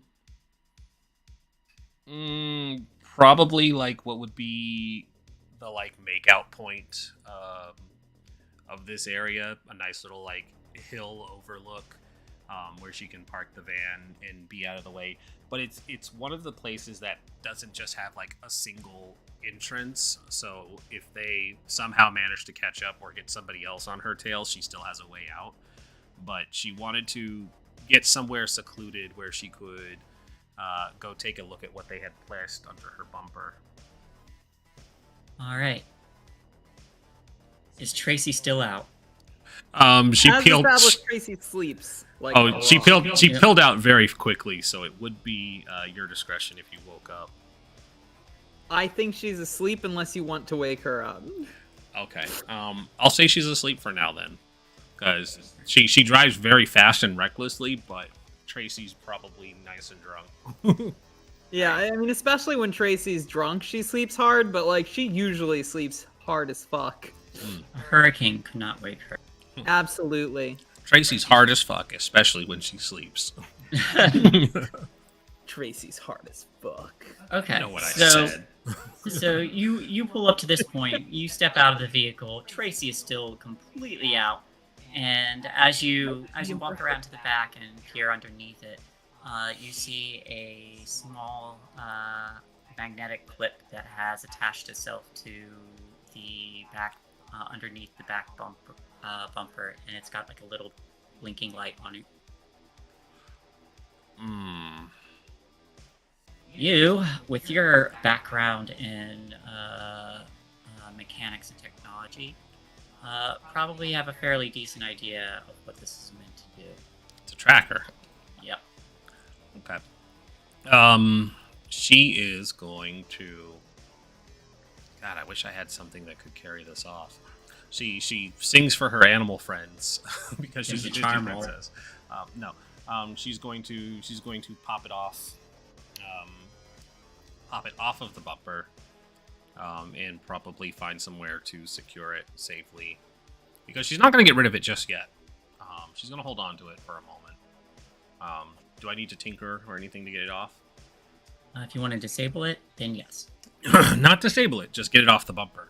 Oh, no, you can pry it off fairly easy. Okay. However, can I attempt a program roll? You may. What are you trying to program it to do? That's a great question. I was going to figure that out after I rolled it, but I probably should say what I'm doing first. My intention is, once I find program, which I think it's at the front of this, not the back, because it's not alphabetical. Okay. Create or manipulate computer programs or electronic devices. Citrus Guild of Tinker could be used for electronic things rather than mechanical. So that's for create. I don't need that one. You need a certain item. You need to successfully calculate components for that. When you have what you need, you will roll to overcome the trouble of actually creating the thing. If the roll is successful, write down the object. But I don't want to create a thing. I want to change a thing. I think I just say what it is. Then. Yeah, you'll be changing a thing here. Okay. This is a manipulation effect. So I want to manipulate one of the triangulations so that it makes it harder for them to zero in on where it is, but not completely take it offline. Okay. So it leaves it into a larger area, and they have to actually do some looking for it because, like I said, I'm not getting rid of it yet, but I want to make it harder for them to find her. Okay. So, I will need to calculate first to discern how this particular device works. I'm so good at those. Yeah. Nope, that doesn't want to work. Okay. That was... Go ahead and... Okay, there we go. 0. Go ahead and add a +1 to that because you're well aware of what this is. I will push now. Okay. Scared because they're coming to get you, Barbara.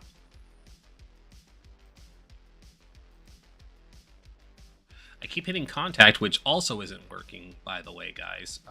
You hit contact and Ashley shows up. Yeah, it's giving a syntax error for portable toolkit should totally work for this. That's true. You are right. Let me roll those first two before I mark that. Thank you. I didn't even think about that. Nope. Okay. Now I will mark condition and that rolled Tinker. Let's try this again and stop failing at it. Okay. So portable cool kit. Lap. Still nothing. Okay. Once more. Scared. Reroll. 2 successes. All right. So, I'm going to give you some information on this. You already know its purpose, but now you know exactly how it works. Would you like to ask another question? Like, who built it? I have an idea. Yeah, I figured. Can I take the bonus effects? You do take the bonus effects, so you may add a +2 for those bonuses, and a +2 from your toolkit. Okay, so I want it to do more than expected. Mm-hmm. In which case, it's going to... She wants to reprogram it so that it basically will show, instead of disabling one of the triangulations so that it basically becomes not useless, but harder to find. Instead, she wants it to set the triangulation to a false number so that they would basically be looking like 3 blocks over instead of in the exact area where she would be for now. All right. So, like, that way they don't think something's weird by it not showing a proper location. Now it's just showing that she's, a couple ways away, and now they're looking in the wrong area. So you do. Perfect. If that's all, she will take this time to drive back to the city. And she's going to find some place to dump this.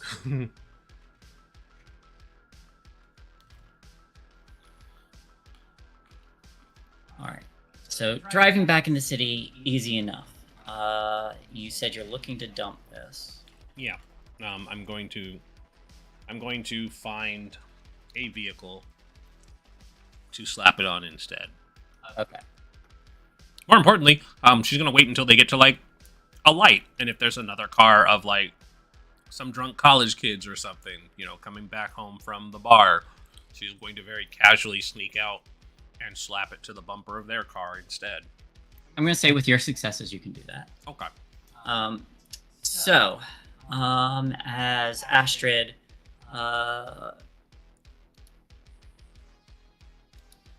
misdirects the pursuers, I would like to ask, what is Courtney up to? Courtney.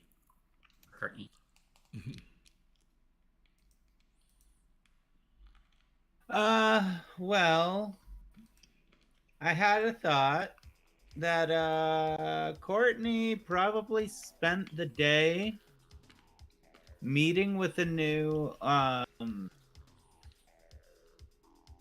potential manager. I think it was like someone who was a senior when they were a sophomore, who also did music and had like a semi-popular band around town, but now their band is broken up and they are trying to getting into managing music. And I think I just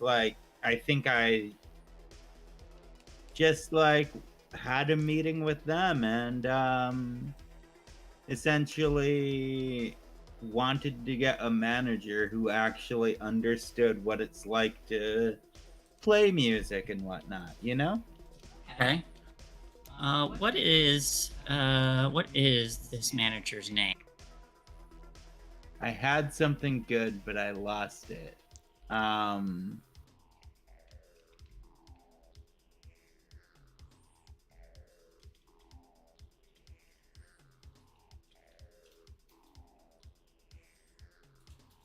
Shit, sorry. Dave.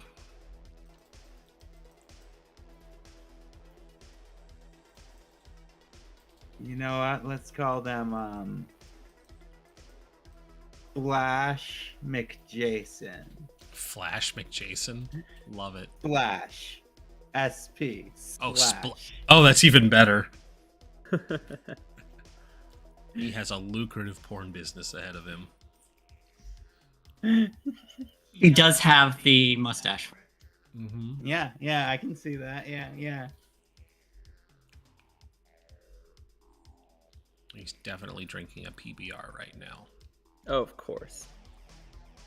Oh, the guy who's a couple years out of high school that still wants to hang out and do shit with high schoolers. Yeah, That's Oh, Flash. yeah. He's got a PBR. He's got the mustache, and he still has a mullet because they were kind of cool at this day and age. Were they? It's weird that they're trying to bring him back now too, and it's just not working. Hey, it's a look that works for some people. Like, That's let's fair. be real. Trans girls look fucking amazing with mullets. I'm Sure. just saying. Fair. Bowie pulled it off too. Yeah. All right. So Always kind of a high standard, though. Bowie is a very high standard. don't worry, One of the music highest. manager Splash McJason's got your back. All right. So is this what Courtney does spending the day prior to this night? Yeah, I think so. I think that's what she's doing. The rest of the band is there too. We were having issues, I think, like with the way the tour was being set up. We weren't really being given proper notice by the person who was doing it. They were just calling around and stuff. So we wanted to get someone who's like more capable of knowing what to expect from the music business to take over that role. All right. I feel like Splash Jason refers to himself in the third person as well. Splash. Splash McJason will get you a bus. We'll get you We'll get you all set up. I even have an idea for where we'll take this tour. I mean, He's still in his porn outfit, by the way. yeah, like, if you think that you can get it set up, then I honestly just want to get something set up quick so I can get the fuck out of here for a while. You know what I mean? Of course. When are you looking to leave for this tour? I mean, how soon can you set up a multi-state tour? Splash Jason has contacts and we'll get you set up as quickly as possible. Well, yeah, that sounds great. That's Plus, I Yeah. may have to stop in a couple cities to do a gig. That's how it works. Yes. Yes. Yeah, I don't know. I'm just, you know what? Cheers to new business. Cheers. Splash Jason has your back. Not in I'm that way. sure. That's my other business. Yeah, no, I'm not looking to get into that side of the business. I'm sorry. That's not what That's I not want the to be business doing. I'm after.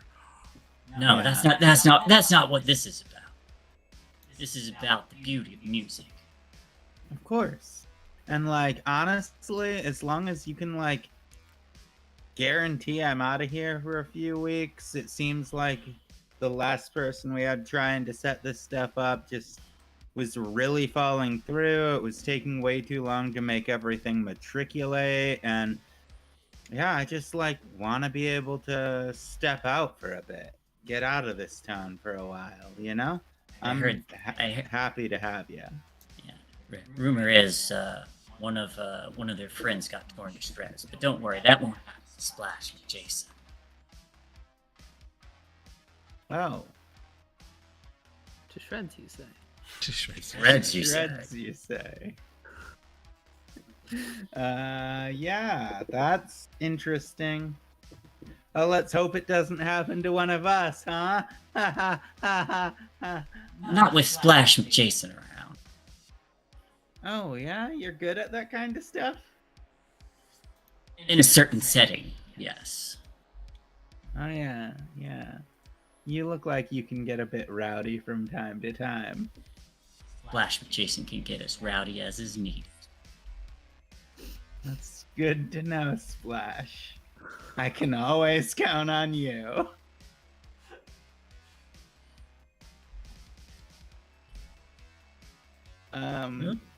Yeah.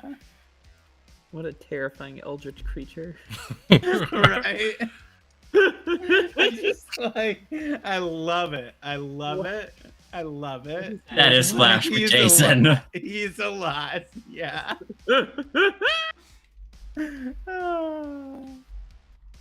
So perfect. But yeah, I think that's just how the day ends up going, hanging out with the band, playing some songs with the new potential manager around, having them like think that yeah, I think that works. Okay. So we've been going for about 2 hours, and I'm sorry I haven't gotten to everybody yet. But No, that's good. It was the carryover from last week, anyways. Mm-hmm. So I feel like we should take a quick break, and we'll come back here in 5 to 10 minutes, and we will start with the next day and get everybody. And I'll get to the folks who I haven't to yet. We'll move on to the next day. All right. By the way, Splash is totally going to end up being my new touchstone. So Yes, yeah. go Splash. Smack Jason will give you all the advice you need. Heck yeah, you will. Heck This yeah. is perfect with the Yeah, it's destructive awesome. stuff that I want to take Courtney on this season. Whenever someone offers you a donut, you don't say no. What? Great advice, Splash. It makes sense if you follow the link. Anyways, all right, go take your break, kiddies. I have to shill for our wonderful sponsor, HelloFresh. HelloFresh, if you use our code for HelloFresh, I'm stalling while I get it ready. Boop. Come on, typing. If you use the code POGHF12 8110 8110 does not work. 810, you'll get 70% off plus free shipping for your first box. That basically, if you buy 5 meals to feed 4 people, it's like $32. I know this because we ordered ours and we've been working through the meals, and they are freaking delicious. They are great. Can't swear for the sponsored content, so freaking will be the word we use today. We have tried out wonderful recipes. We had some not falafels, but the other thing. I posted an image of it on Twitter. It was delicious. We made sloppy joes yesterday. We have some Thai curry. We also have some chicken. And there was one other that escapes me right now, but it also sounded delicious. So we got plenty to eat, and like feeding 4 of us in this household means there's tons of leftovers as well, and the leftovers are just as good as the day they started. So hey, if you are interested in getting some good food for a great price and not wanting to work too hard on your cooking, go ahead and do it. We got room for 19 more purchases up there, so feel free to do so, because every purchase helps out the channel as well. No obligations, but it would really help us out this holiday season. So check it out, enjoy it. We are going to step away as well because I want something more to drink. And just remember that even though our mic is not live, yours may be. See you in a couple minutes.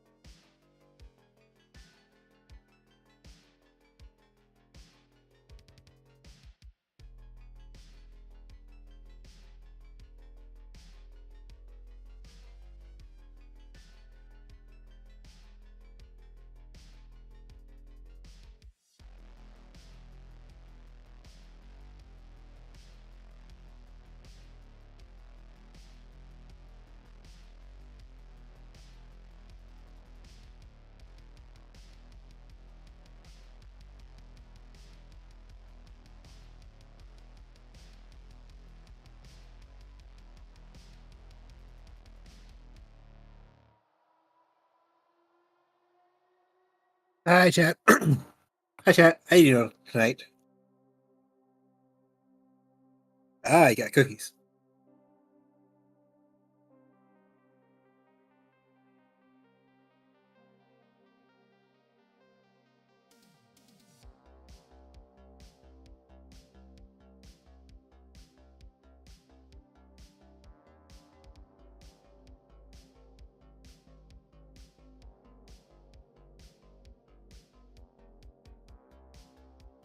We don't normally have such long periods just focused on a singular character because normally we're all more together.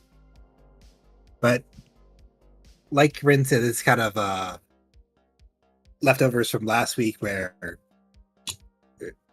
Joe and Tracy actually got to have some time with their anchors at the end, and that actually took a probably good chunk of them.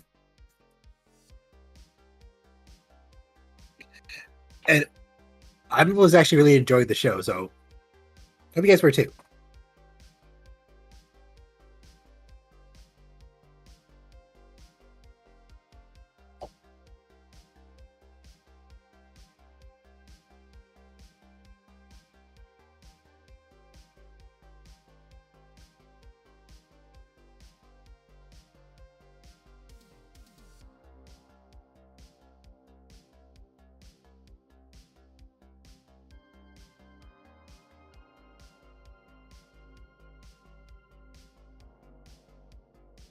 Sorry, was eating cookies.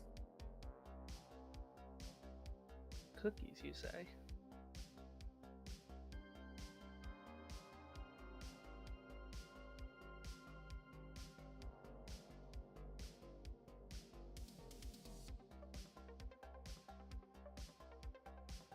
So how's it going, you guys? Too bad. I am tired. Haba do what now? Which is asking how it was going. Oh. Trying to let some cool air in here because it got really warm.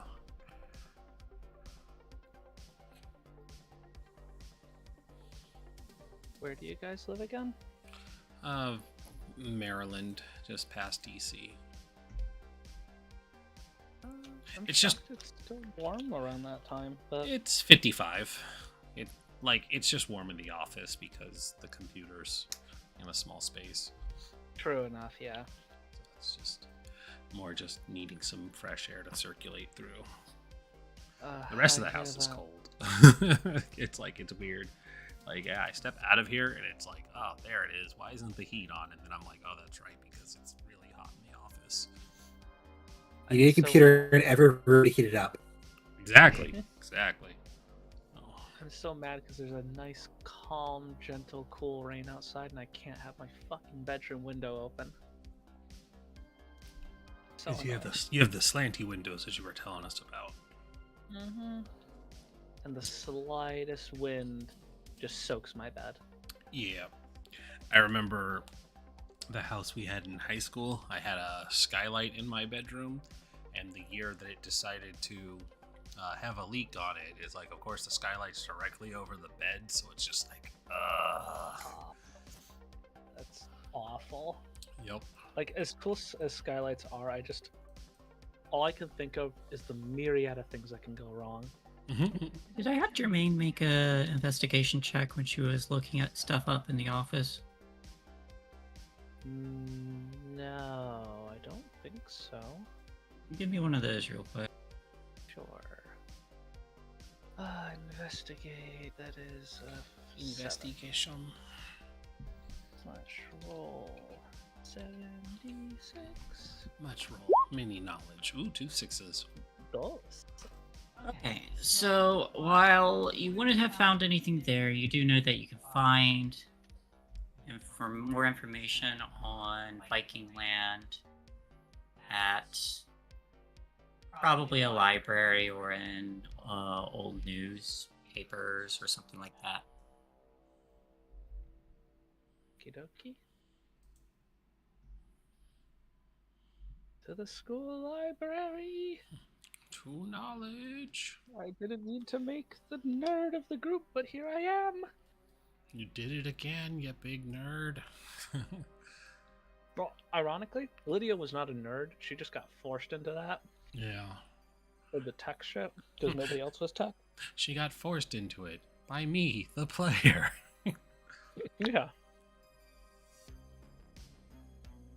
I actually wanted Lydia to be like the snobbiest, like, group leader imaginable. But then everybody else was doing really good on lead, so I was like, okay, hold up. I'm a pivot because my parents own this company. I'm gonna go into the tech. Made you be techie and ever heart. Yeah, I know. I was supposed to be like a rich, horrible, sociopathic bitch, and like y'all gave me a heart and like tech knowledge. I hate it. I mean, honestly, I liked her. Oh, How I still dare love you Lydia. care for your friends? I love Lydia. I just felt like at that point it was a very satisfying turn where Conclusion. she would use her knowledge in a way that didn't really work with the group anymore. Hmm. And I am more than prepared for like season 3 to like slide her back in, or season 4, depending on what events happen. But like Lydia is going to come back. Cool. In the worst kind of ways, as an antagonist. Oh, if that is the case, Mhm. it'll be beautiful. Listen, I don't write the rules here. I don't want anything to happen to Oh Lydia, but my I also God. kind of don't want her to get turned into her mom or anything. Like if she's walking Hey. around shotgunning people, Since Splash is my touchstone now, could I clear my one condition?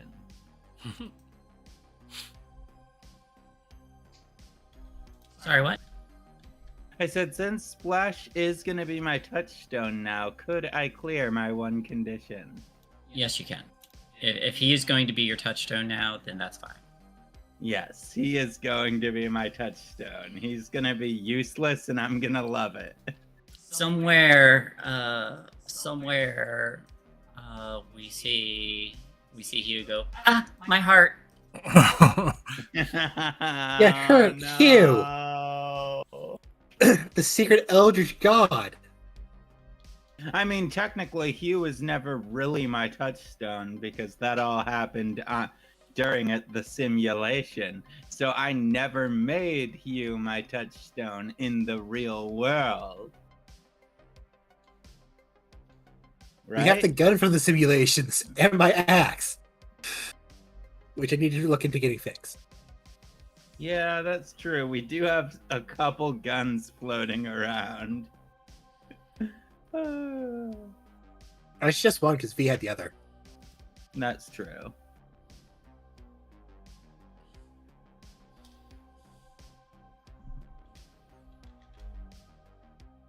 I think it's better with her anyway, with the line of work she's in.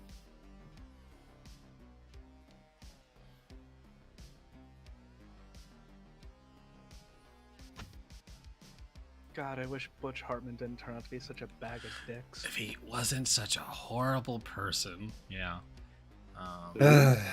Still waiting for him to go to jail for stealing money, but you know. Oh, he it's stole so Uh, much money. The Very Odd Parents guy. That's him. He also traced much error too. Who paid for to do? Oh yeah. He's Oh, a yeah. he's a tracer. That's the It's thing. racing all the time. It's so bad. It's so blatant. Yep. He steals people's artwork by tracing over it and then selling it for a stupidly high amount. Wow. Yeah, no, he's like very scummy. And then, you know, he also has awful Christian ideals, and he stole a bunch of money to make a Cartoon Network, I think it was. He stole hundreds of thousands of dollars to make a streaming platform. Oh, that's that it, streaming basically platform. post Cartoons made by him that were extremely like religious, over the top stuff, and like it never came through. And it just he basically put out a proof of concept and like ran off with like $750,000. He just Oof. What? yeah, But Butch Hartman. He stole a bunch of money and ran. And they Meanwhile, the dude who made Cartoon Hangover, which was literally just like made the guy who made Cartoon Hangover is like actually good at making cartoons and has spawned a shitload of shit off of stuff that like very He's small helped so many teams put people. together. He's helped so many people get their starts. Yeah. Yeah. An actual credit to society. Speaking of credit to societies, we have these teens, and it sounds like everybody's back. Yeah, right. welcome back, everyone. Hoorah! We've Um, returned. Does anyone actually get some sleep that night besides Tracy? Tracy sleeps so fucking well. Joe does, because she's just goes out back. It's Pink's okay. Get food. Once Astrid finds a safe place for them to park, definitely nowhere near the graveyard and mortuary, she does get herself back into the same position where she had left Tracy. Albeit Tracy probably had rolled quite a bit in all of that driving, but Oh god, she absolutely did. She's like all over the place. The soft thing that you what exactly did you put under her? probably a pile of clothes in a backpack. Okay, yeah, she's completely covered in the clothes. The backpack is open and her head is half in it. Yeah, like just a mix of probably her rolling around and just the van fucking hitting turns at 90 miles an hour. Oh, absolutely. Yeah. Well, Okay. So,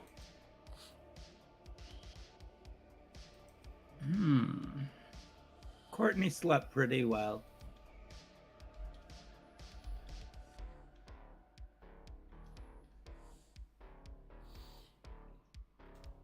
I'm gonna say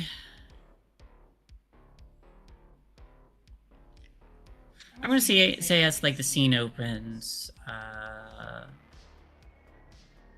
we have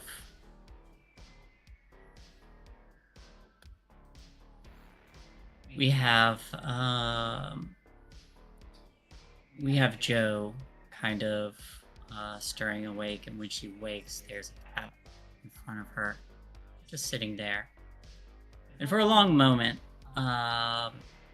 she kind of stares at this, and almost in a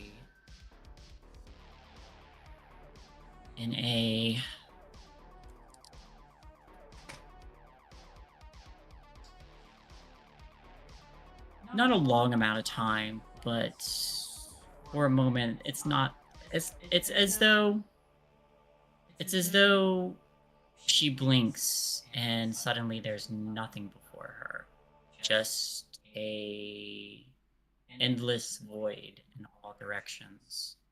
And a moment later, there's what might constitute for a singular eye that appears before her, just opening and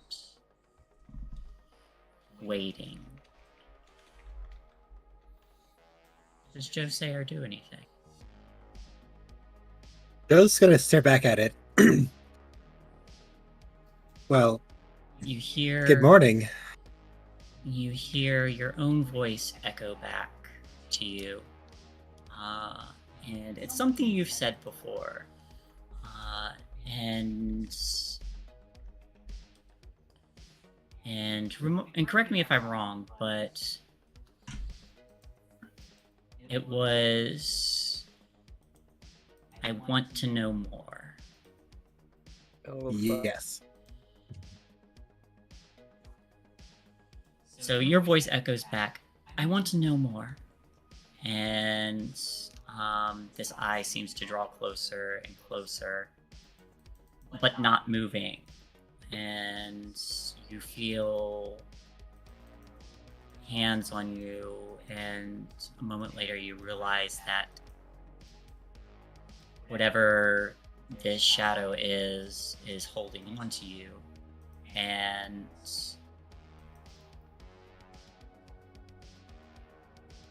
it's so difficult to see against just endless void as a shadow. But as it draws closer, there's a moment later where you're in a medical gown, and there's the sounds of people moving around outside of a door. And when you look around, you are in a padded cell, and there is a figure in the corner with a set of crowns. And any attempts to move closer, you just walk endlessly before something changes again. And when the door opens, the door to the cell opens and you spin around, you're no longer in the room.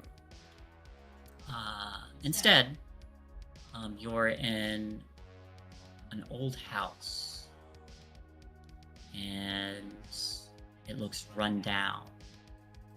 There's black puddles everywhere, and you notice there are lines of dried blood,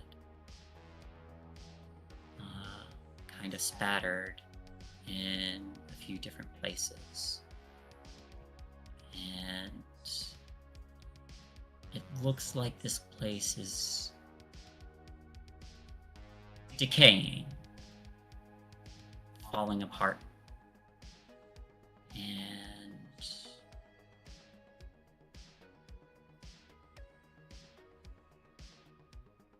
And then, as you step further, you accidentally step in one of these pools of just black water and immediately fall through. And gravity seems to flip on you. And as you spin, unsure of which way is up and down, you wake up. Joe's gonna jolt upright. And You're on the floor. It looks like you fell out of bed. I think she's actually gonna try to grab her garbage can. She's that dream with the fear of going back there. Probably gonna make her throw up, honestly. And she'll vomit. Someone had to. Yeah, it was bound to happen. Yep. After that, she's gonna kind of pull out her knees, like, I don't want to go back there. Not again. I don't want to go back there. I don't want to go back there. Not again. I don't want to go back there. Don't want to go back there. Don't want to go back there. She's primarily focusing on the padded room again. That's what's shaken her the most. Not the eye, not the decaying house, the blood, or the falling to the black water. That padded room is what is terrifying her at the moment. So you kind of mull over this dream, focusing on that padded room and the small figure in the corner,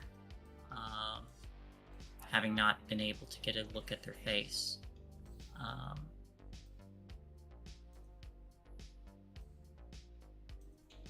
Give me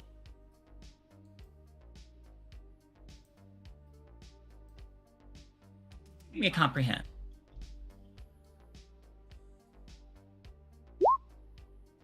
One success. One success. You don't know too much about it, but you know where to find information on places that might have rooms.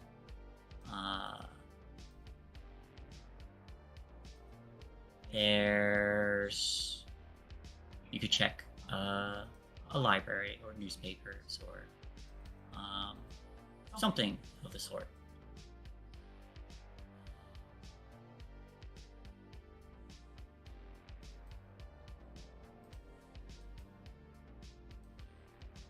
Probably gonna take her a while to fully calm down after that.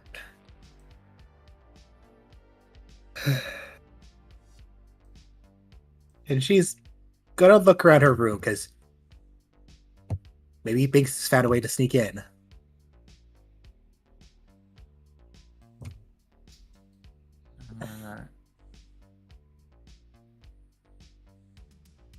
Roll me a d6. D6. 6. Yes, Inks is in your room, and several things have been knocked over. and when you look up and you make eye contact with Inks, they kind of like stare down at a minute, and then there's like a pencil laying on the desk, and just does the playful thing of a cat kind of batting at a pencil, and the pencil just rolls and falls off. And they look over the side and decide it's not worth jumping after. She's gonna get a little bit closer and hold her arms like, come here. Jumps down and trots over to you. She's gonna pick him up into her lap, just kind of cuddle him like, okay, that is what I call a nightmare. They start to purr.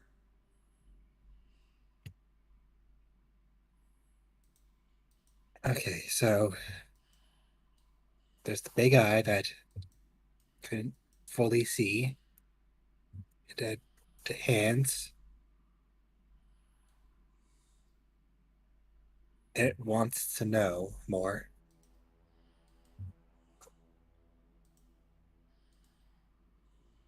Then there's the... then after that, the house, which... Did the house look familiar at all, or...? Looks like some rundown house. Partially flooded. Okay, then there's the house that's probably in the quarantine zone.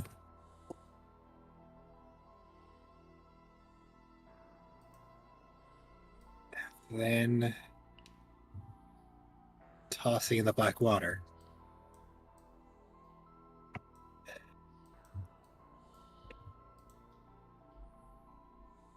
I think I have a lot to look into now, more than I want, really. You made suggestions, look? That kind of rolls over in your lap and just goes,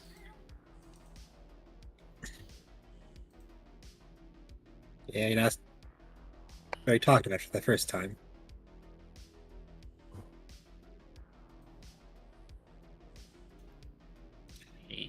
They gently bite your hand. Not hard, but... Okay. How early is it? Early enough that you woke up just shortly before your alarm went off. You got school today. Yep.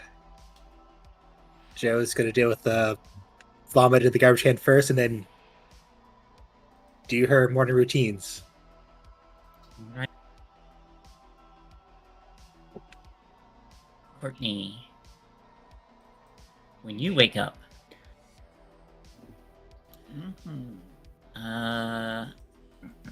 you hear yelling from your father.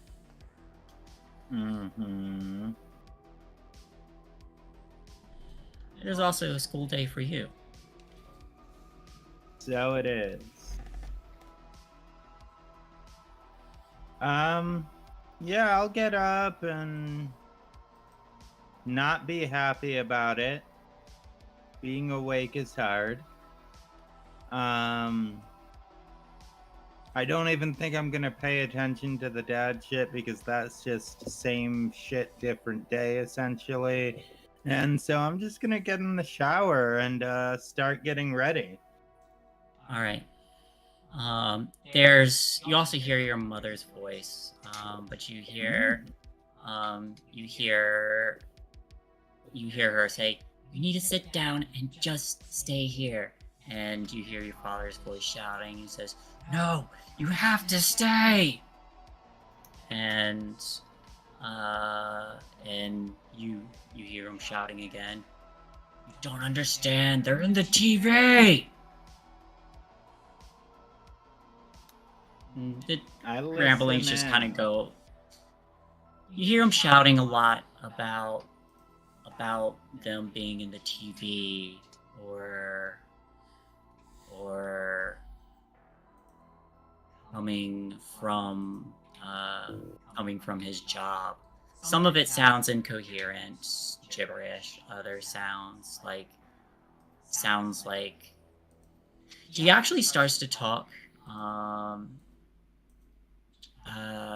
Again, like he thinks he's still working at the loop.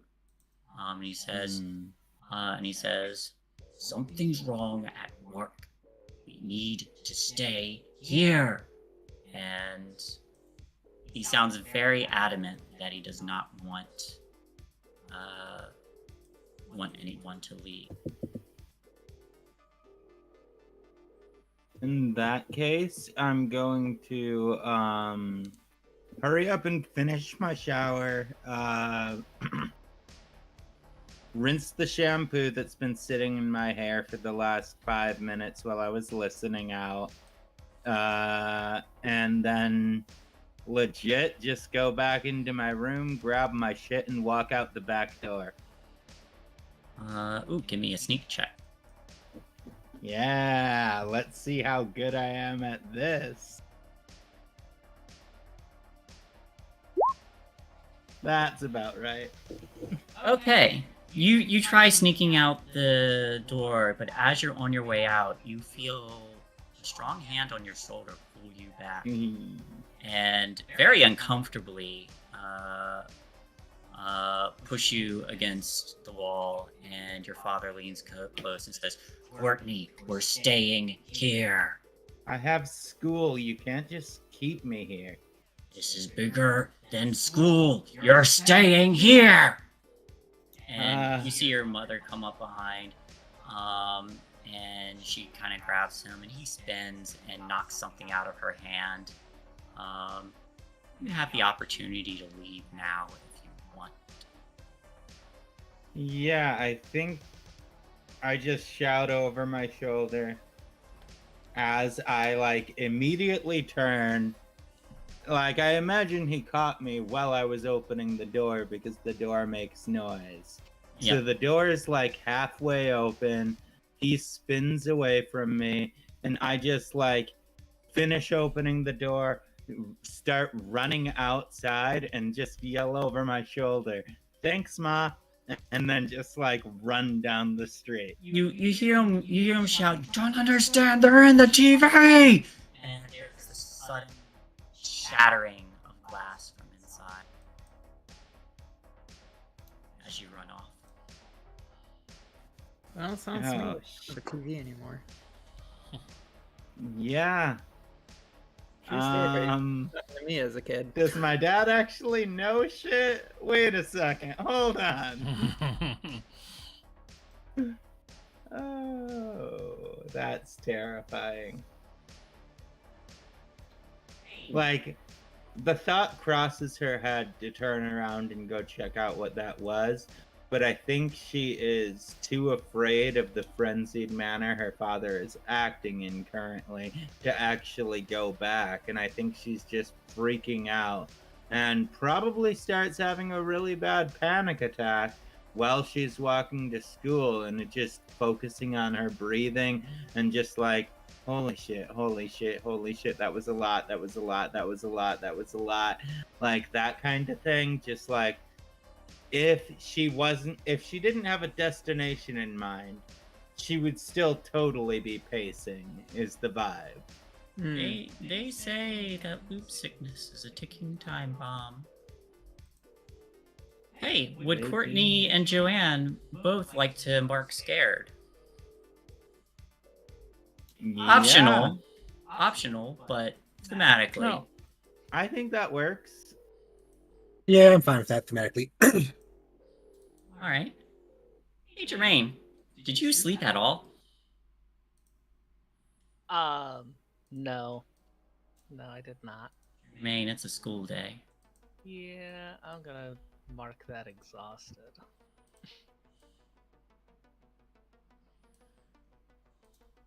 Is there any stop you make, or do you breeze right by your parents? Do you play any music today? I would say that I was probably playing music half the night, but I deliberately kept it quiet to not piss off Mother sleeping. I would probably try to talk to my dad in the morning just to be sure that if Emmett said anything, or just make sure that my dad knows what I talked with him about. Okay.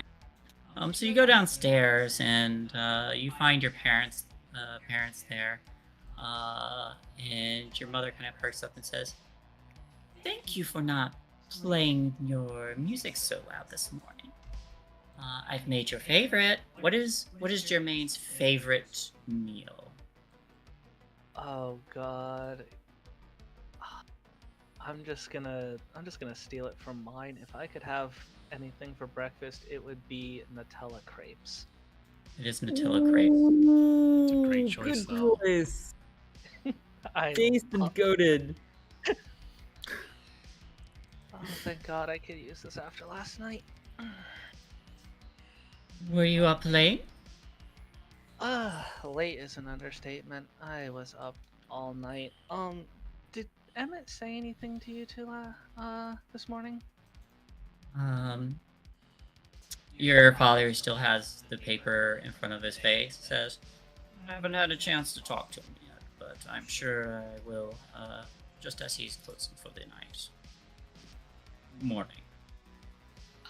Well, I'll give you the footnotes. Emmett can tell you more. That little thing I told you about yesterday with the school announcements and some creature skulking around the school. Yeah, that happened. You might be getting a Lego set of human body parts later. I'm unsure. Some officials did bring by a body. I haven't had a chance to really look at it, but it looks pretty bad. Yeah,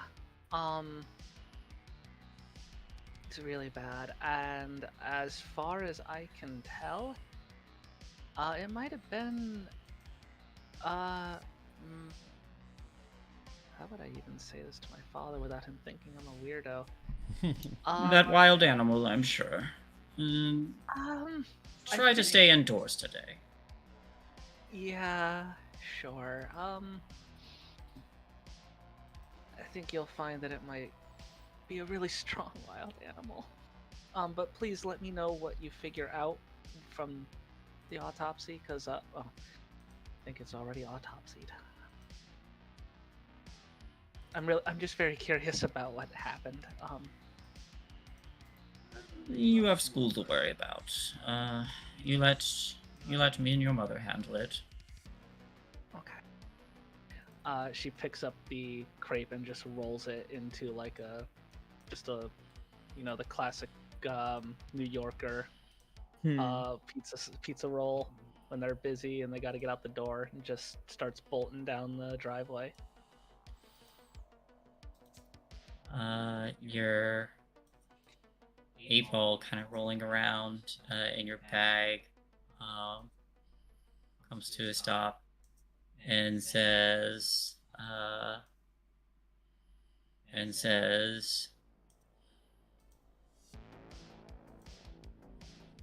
I'll reach in and "You are hear it pushing clank. your limits."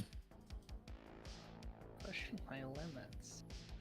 That's a good thing. I'm exceeding expectations. It rolls around and says, "Absolutely." Rolls around and says, "It's not a good thing. It's not a good thing. You're taking the wrong message." No, that's false positivity.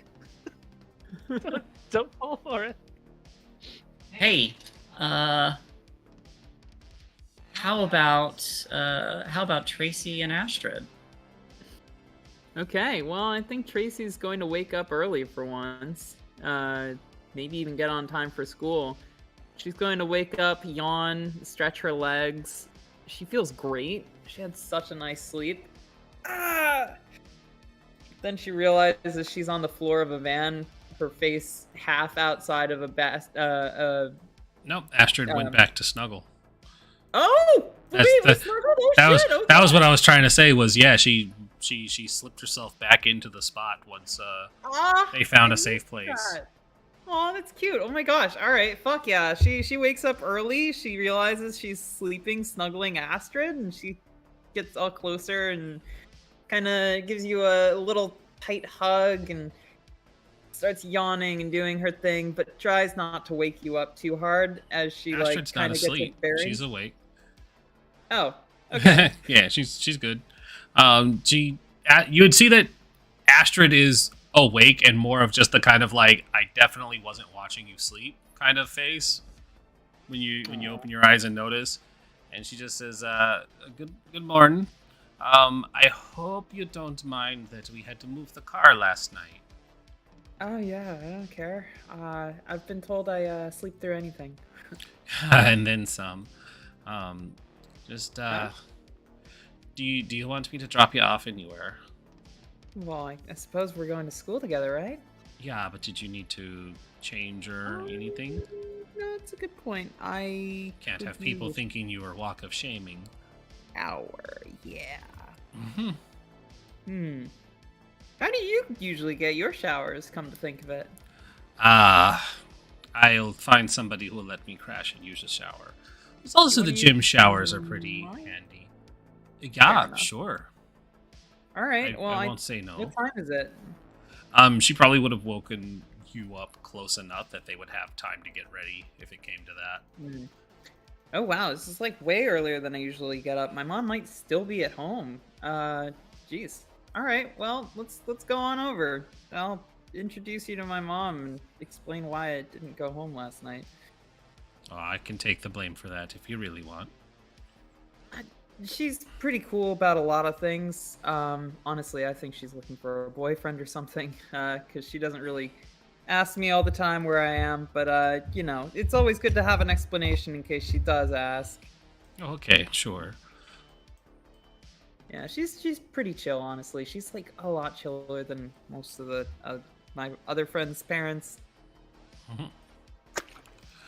Yeah, just I think I remember from dropping you off last time. Yeah, it's over in the towards the trailer park. Yeah. She'll kind of like climb over the seats and get into the driver's seat, and you'll notice that they're in like a parking garage. Oh,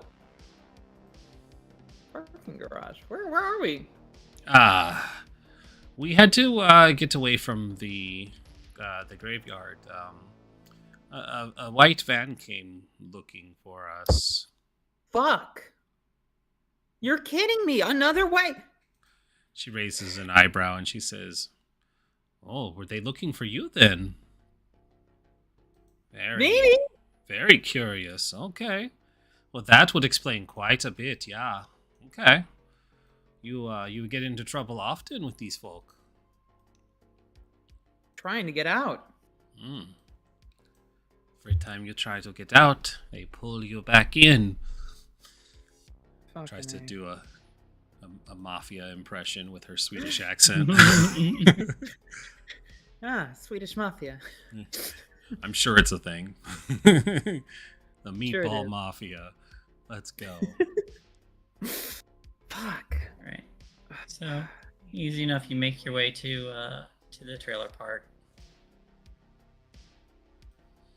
Huzzah. Huzzah. Huzzah! Entering. Your mother is still there. She seems to be having been getting ready. You see her with a cup of coffee. He says, "Tracy, you're home late." I slept over at a friend's house, and I gesture outside as I'm assuming Astrid He's getting also out of the outside. van. Yeah. His friend. She's from Sweden. You did call out of work. Are you feeling all right? She goes up and puts a hand on the back of the back of her hand on your forehead. Yeah, I'm feeling okay. It was so she thinks about a lie for a second and then she just says there was some pretty dramatic stuff that happened after school. And I had to be there to support my friends. it was a really rough time. And I guess I made some new friends last night too, who aren't the usual party friends that I've been hanging out with. So, you know. Give me a charm roll.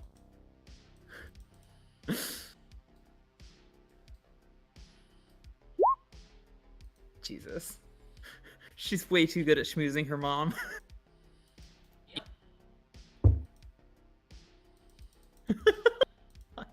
That's 3 successes.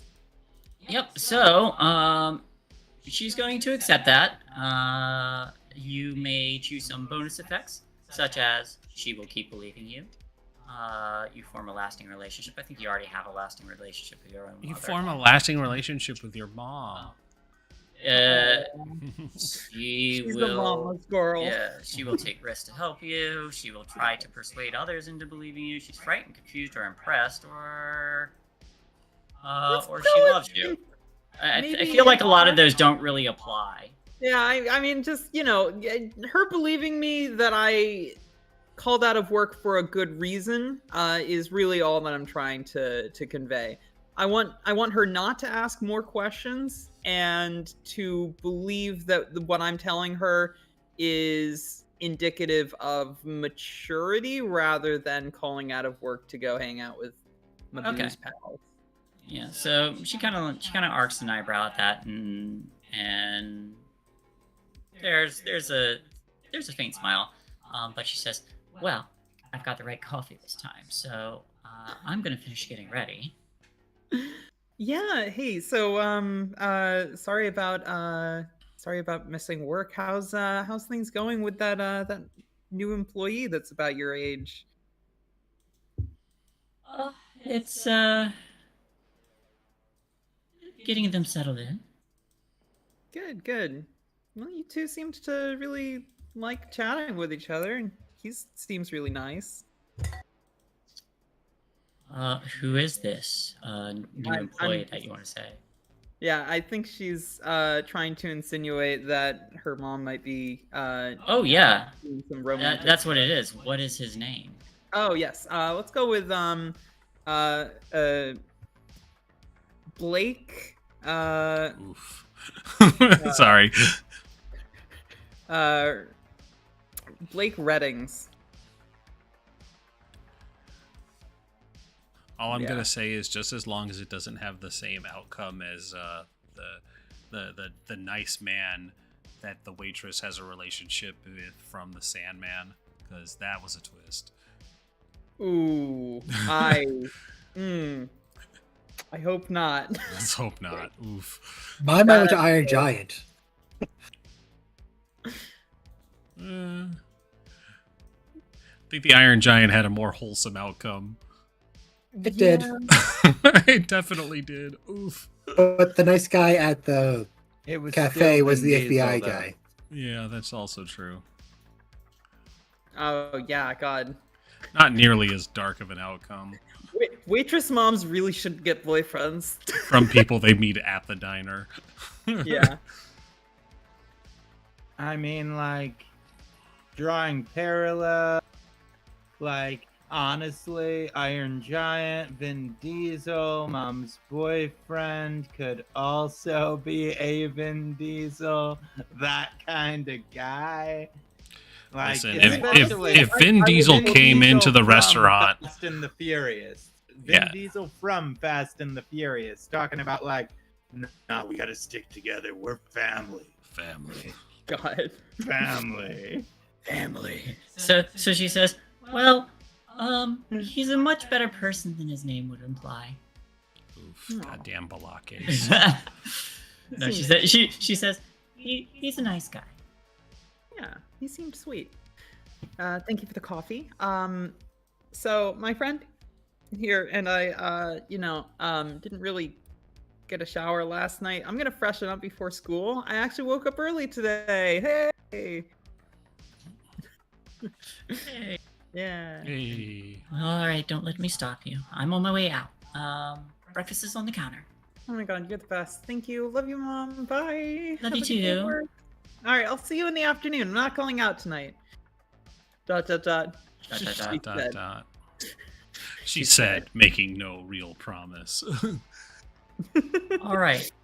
So, the scene progresses. You all are able to get ready for the school day, and convene at school once again. What does this reconvening look like? Oh wait, I thought we gave. Wait. So actually, good question. Who the fuck does have custody of Lickaboo? I thought we would have given it to Courtney. Is Courtney not watching Lickaboo? Wait, Oh no. no. Who's been watching Lickaboo? Well, No, sorry, you guys, not Courtney. I meant Joanne. My apologies. Yeah. you guys took off before Joanne got back from seeing James. Ooh.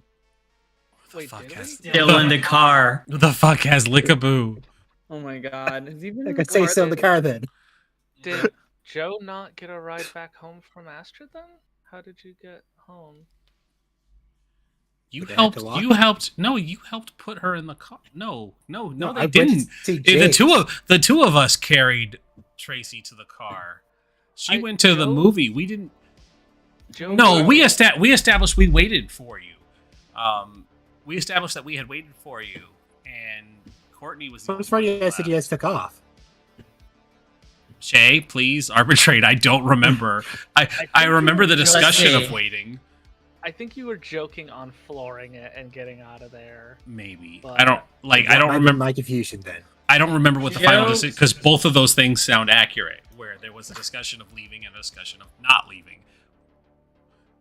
I think Joe had to, because Joe went to see her friend at the movie theater. Yes, but we would have waited. But that, depending on how long that conversation took, is really what determined if they left or not. I think you wound up taking Tracy and Jermaine back. Okay, then we apparently have Lickaboo in the car this whole time. The glove compartment kind of falls open, and you hear a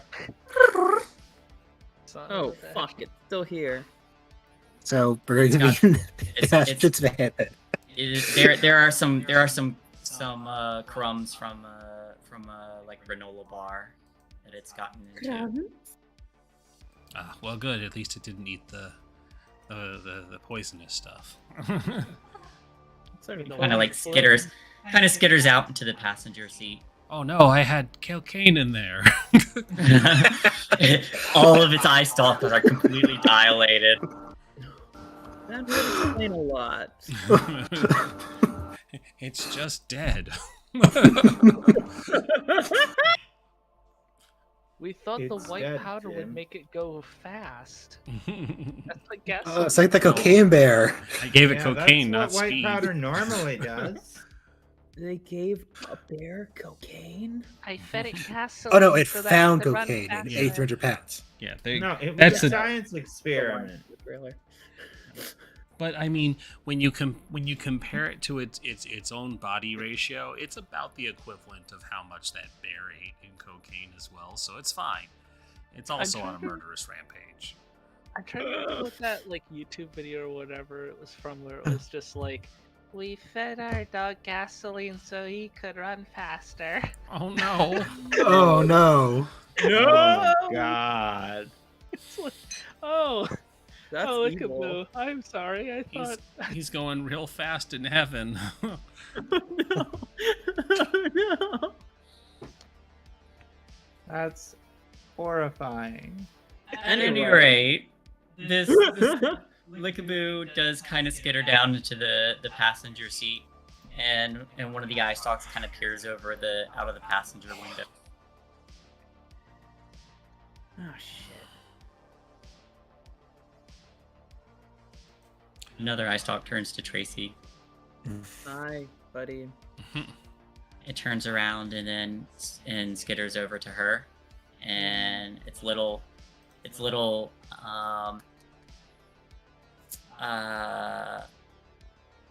the end of its shell, like where its tail would be if it had a tail, starts tapping the floor, and it kind of like stands up a little bit. Do you want something from me? I don't really have any So food. adorable. All three tongues lick out at the air. Gonna tentatively stick a finger out. See what it does. The little tongues kind of like wrap around your fingers a little bit, and it leans forward and kind of like skitters onto your lap. Okay, all right. Climbs up and just like perches on your shoulder. Well, this is a thing that's happening now. Oh yeah, you made a new friend. Why? Why me? You have the maternal instinct, yeah. Oh. Well, it's okay. It's real mother abandoned it. Camera pans to Joanne having a breakdown. I suppose. Where the fuck is my baby? God. I suppose we need to sneak this guy into school, yeah? I'm not gonna let it eat my couch. Yeah, and we can't leave it here. I'm not leaving that at my mom's house. We don't need that kind of heat. Fuck. Oh God. I can't even imagine what could happen if people connect this to me and they come after my mom. Like... Well, I can't... Well, it seems they're already trying to be watching for you, so we might as well not have this be tied onto it as well. Yeah, we gotta move this. We gotta come up with somewhere for it to be. I want to get rid of it. Get it back to its proper where it belongs. But fucking seems the world does not want that to happen. To school, So, then. yeah. To school. All right, we're driving. We're heading to school. All right, the scene changes again, and we see the van pulling up just as everybody's arriving for school. You all are able to reconnect. So, into the van to talk? Yeah, sure. You all see the van is currently triple parked.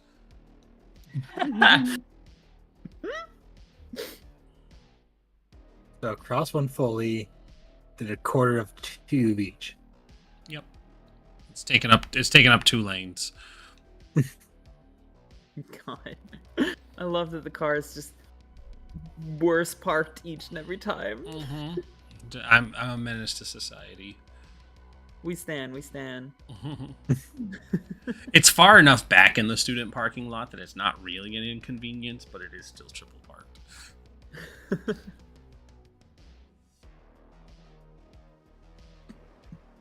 Here, Joe, I think it wants to be with somebody that isn't me now.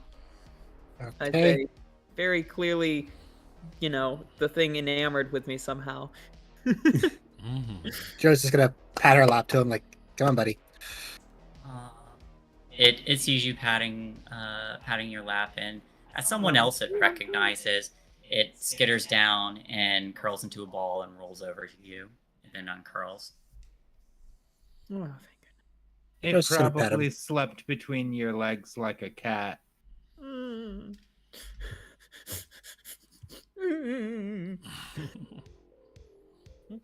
I love how I'm playing Tracy's like extremely reluctant when I'm just like the biggest monster fucker ever. It's just a baby, not yet. True. Not with this. ... But the mom though. The mom, though. Yeah. Mommy, sorry.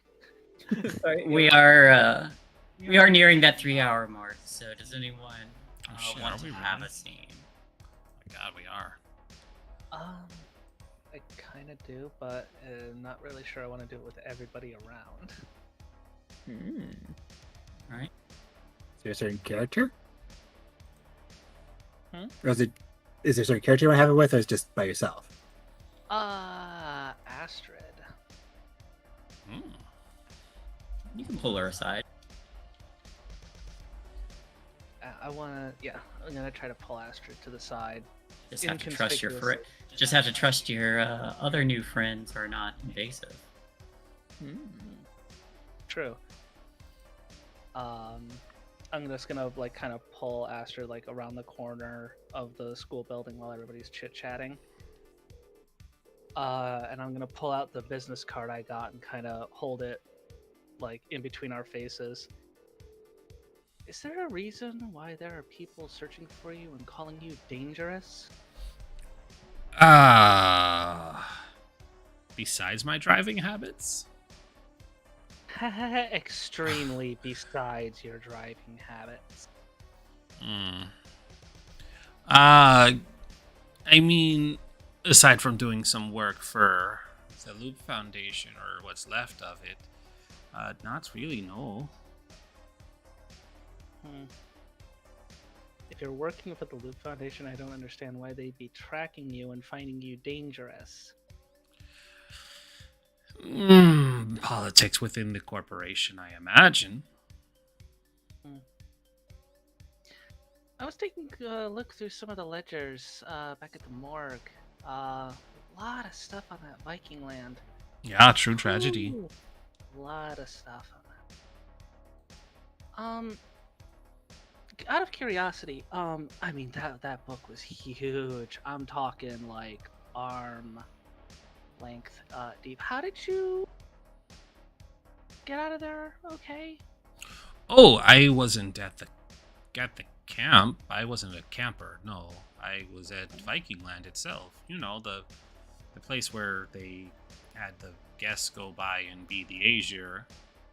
I was there. I was at the theme park, and they were like, "We're going on a raid," and you watch them sail off. And when they didn't come back at the scheduled time, the programmers and the show people were like, "Well, that's unusual," and they kind of sent us all home. And then they found out that something bad had happened. Remember when I said that my family works for the Loop on Sweden? So, you know, we have quite a bit of money, and so during the exchange program, I had some spending money, and I bought a ticket. Okay.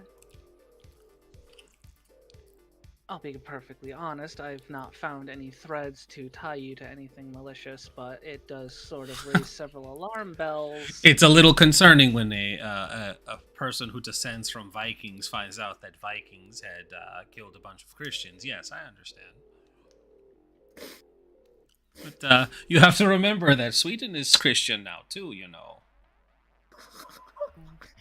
We just don't go around blood-eagling each other anymore. That is absolutely the topic of this conversation. Definitely don't blood-eagle each other anymore. It's considered rude. It's considered rude, quite rude. We appreciate more the how you say spread eagle. Yeah. Mm-hmm. We do plenty of eagles, just not the blood. Exactly. I am going to flash the card to Astrid, but I am going to keep it well out of her grabbing/reaching distance. There's no logo on this thing or anything. It is just a phone number. Do you recognize this number? Do I recognize that number? Up to you. Do I recognize who that number is supposed to belong to? You were sneaking around when they handed the card over. You would have a pretty good idea who that number belongs to.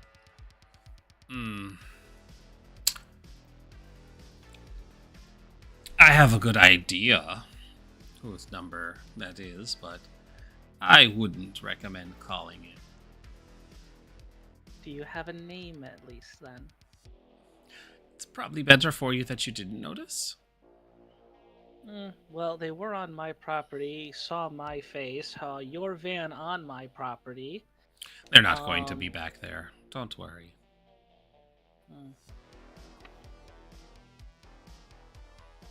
I'm gonna hold you to that. They'll be looking for my van, not to be bothering you. You probably shouldn't have gone out to talk to them, though. Well, when there are two vans sitting on my property in the middle of the night, and there are people skulking around, and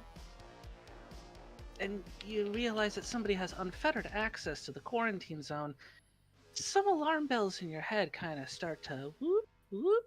Mm-hmm. It's part of why they're looking for me. I did mention that earlier. It's politics within the corporation.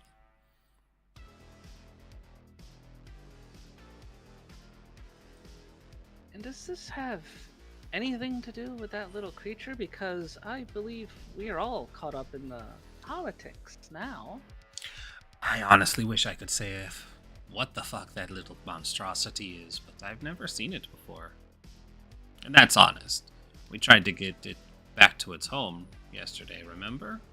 There'd be no reason to still keep it.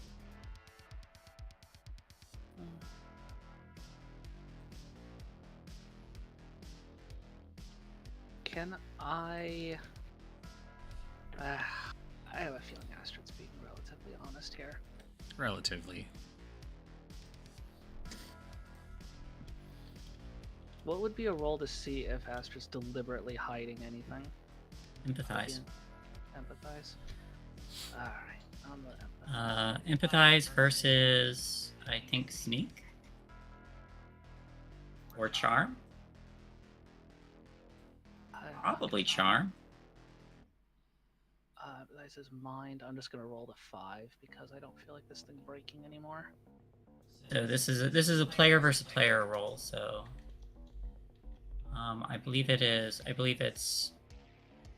empathize versus charm. Okay. One success. God damn it, syntax error. Okay. Yeah, I know.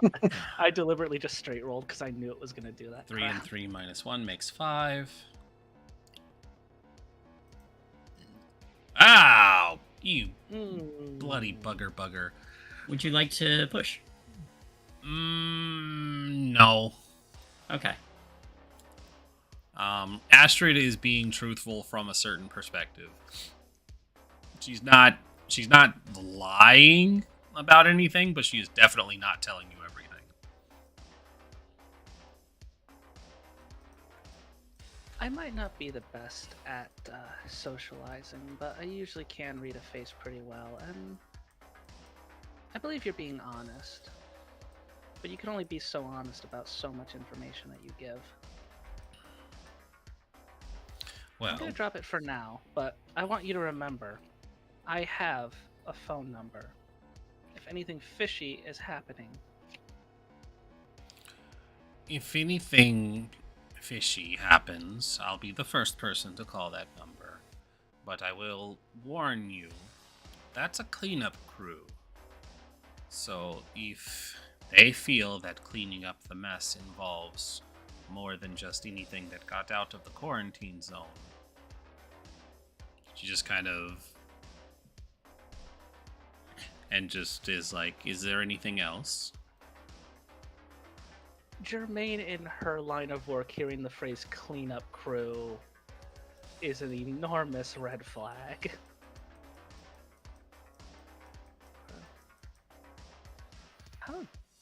How much deep shit are you in? It's worth not knowing. I can agree with that. There's a wonderful thing called plausible deniability, and I would recommend it for you. It might be a little hard taking classes together and being around your van, but... Nonsense. I'm your average ordinary teenager. From Sweden. With every word that comes out of your mouth, I believe that less and less. I am from Sweden, if that helps. I would hope so with that accent. I'm also a teenager. Nothing in Stillwater is average or ordinary. So I guess you did catch me in one lie. Fair enough. I'm willing The to truth let- and the lie. Yeah, exactly. Fine, I'm willing to let this slide for the time being. I apologize for being so stern, but to be honest, I am unsure how to communicate otherwise. I'm not taking it as sternness or hostility. You were looking out for you and yours. Me and my family already have to deal with enough horror on a day-to-day basis. I would prefer to not have a shadow organization be knocking on our back door. Well, the friends you chose to keep, though, they seem to already have that problem locked well before I joined them. Tremaine pulls out her magic 8-ball. Yeah. It says it's true. We're I didn't make Legit.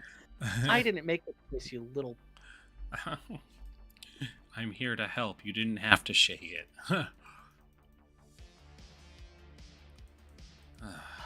All right. So, if nobody else has anything, I feel like we'll start to wrap up here. As the camera kind of does the slow pan backwards, it fades into another scene, one that has a fenced off area right against the quarantine zone, one we've seen before. There are deep tire tracks where a van had quickly pulled away, and footprints from a cyborg chasing it. There's also a little blood spatter, but right along the fence, there's something large that moves up against it, and we don't see the full thing, but there is like a tendril that kind of coils around the outside of the fence, and then another one, and then a third one, and starts to yank at it. And it pulls again before retreating.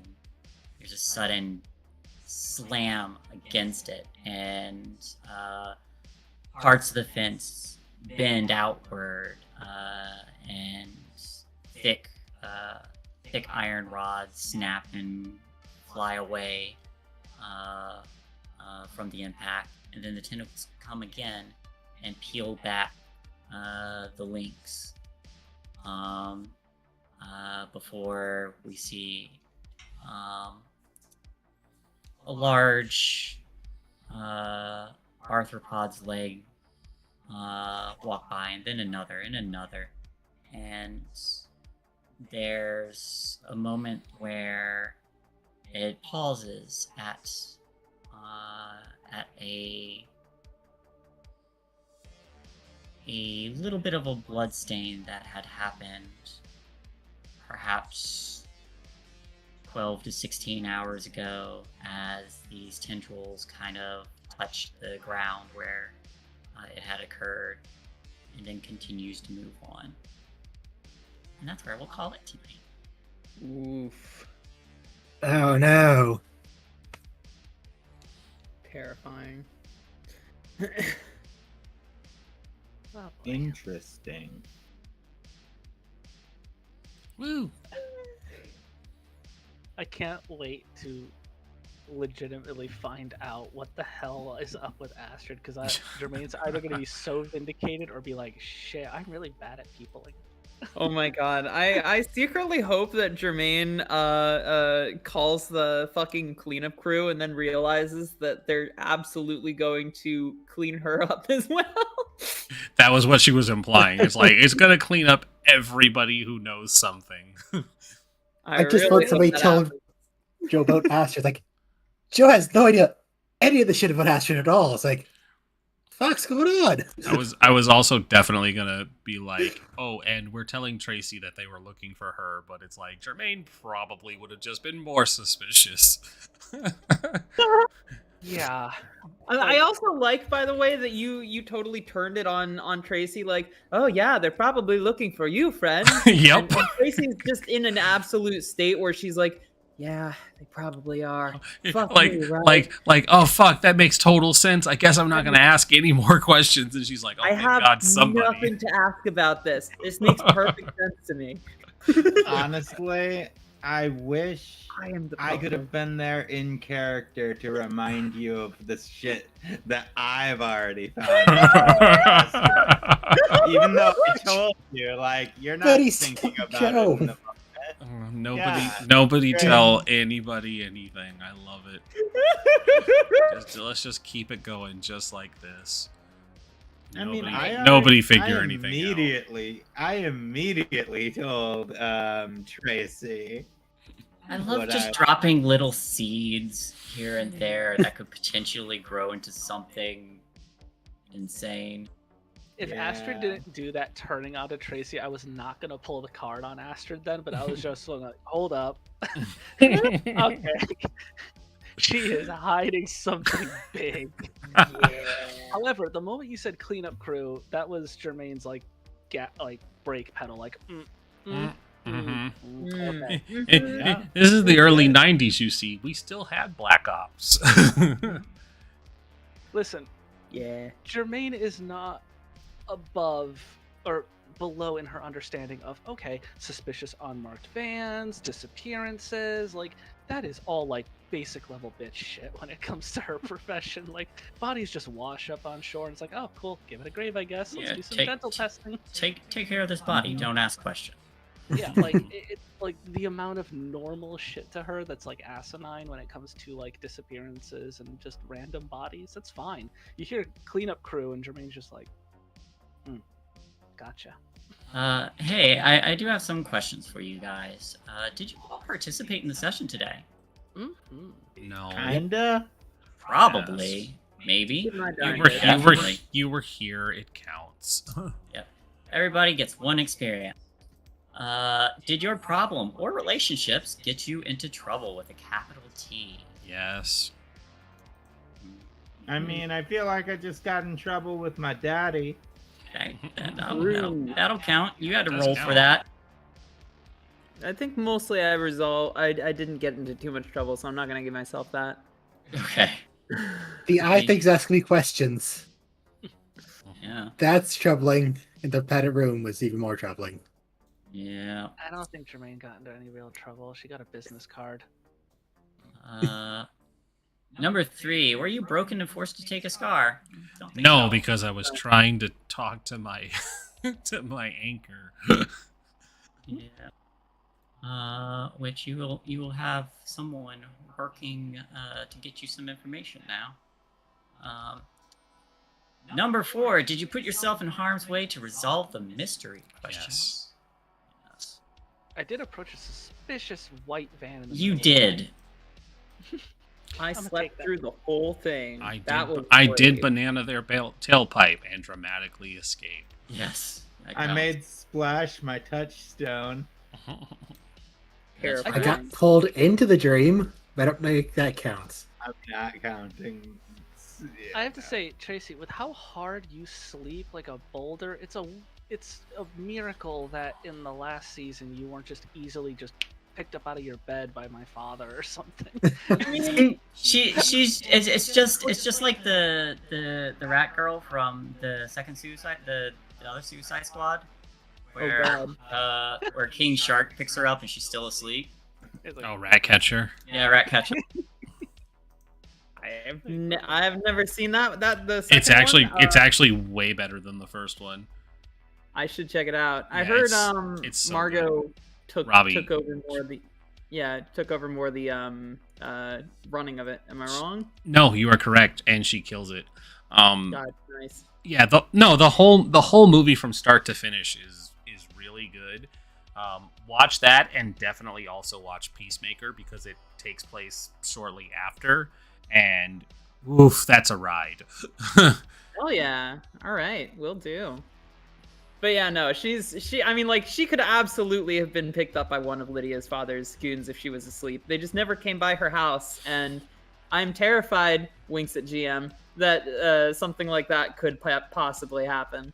I'm not saying there are burlap sacks for people's heads, but Some people like the classics.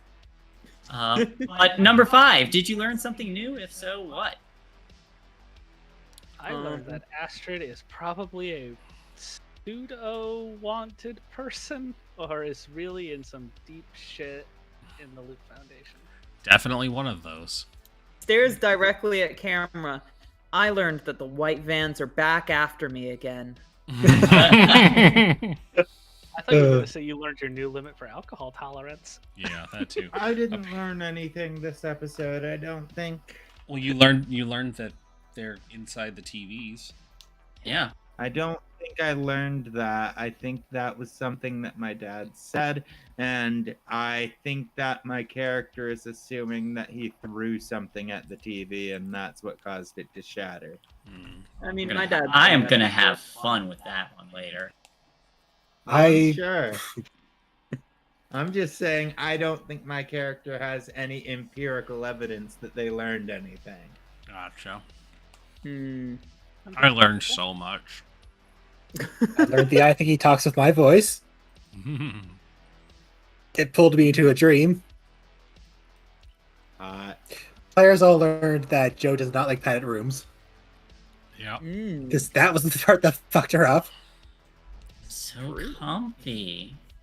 They're really not. I swear Jermaine's gonna just like wake up dead in her own parents' morgue and just be like, sick, the cleanup crew came. Amazing. We're all gonna sleep super well tonight. We sleep well. so well. So well. Oh, dang, I can't make Eraser references because that comes out a year from now. No Arnold Schwarzenegger Eraser. Hey.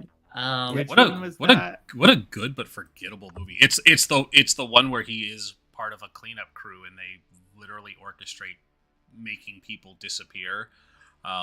I think it also had like I remember it had like the cool gun that could see through walls and stuff, and then you could use it to shoot people through walls from like several yards away. That was like the main thing I remember. Dredd gun? Yeah, pretty much. But it was like it had Arnold Schwarzenegger and I cannot remember this female actress's name. Danny DeVito. No, this was post Danny DeVito. I'm trying to remember the female actress's name. She was very popular in the 90s as well, a black actress. Sandra Bullock? Vanessa Williams. There it is. Ah. Oh, that guy looked like Stallone for a second, but that is not Sylvester Stallone. But yeah, no, it was plays a witness protection specialist whose job is to use any and all means necessary to keep vital witnesses safe before they give evidence to upcoming trials. And they literally like kill the person and make them disappear, but not actually killing the person. They'll like orchestrate their house being burned down and using like blank bodies to. Or maybe I'm thinking of a different one. But basically, they make the person disappear so that they don't get killed by criminal organizations before testifying. And it's just like, you're dead now. Here's your new identity.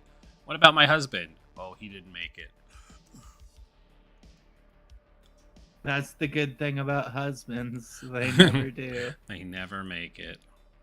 Well, I hope My you have days fun are too numbered. tonight. I'm sorry. Oh no. But nope, Sin already said it. I'm doomed. I'm gonna go out there. Unfortunate, but true. Unfortunate, but true. No, I'm kidding. Knock on wood. Knock on wood, please. I have a long life to live. All right. I do hope everybody enjoyed the game today.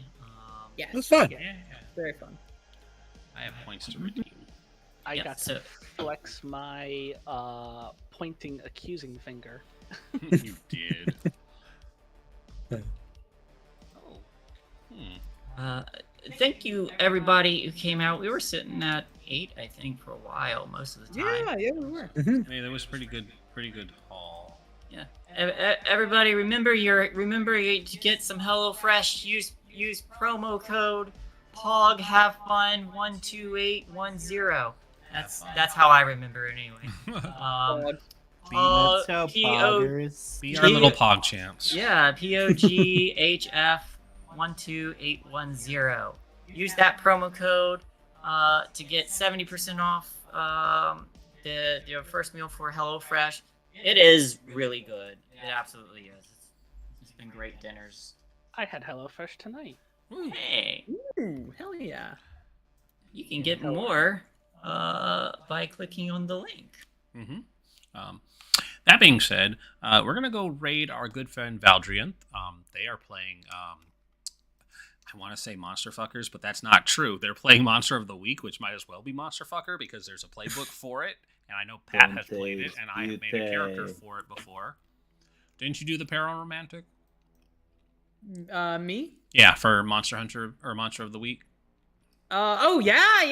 Oh my god, I played Taz, absolute monster fucker. The Monster Fucker class, it's so great. And that is the term for it. Sponsors, please don't at me. It's a real term. The whole thing is about that. So I'm gonna go ahead and send us over to Valdrian. It's their finale for their Monster of the Week game. So give them some love. Tell them hi in the chat. Go ahead and just put in Monster Bangers. That way it can still be friendly, so they'll know what we mean. And yeah, Is it easier to say Monster Hammerers? No, it's easier to say Monster. No, just say Monster Bangers. It'll be fine. All right. No, chat, get out of the way. There we go.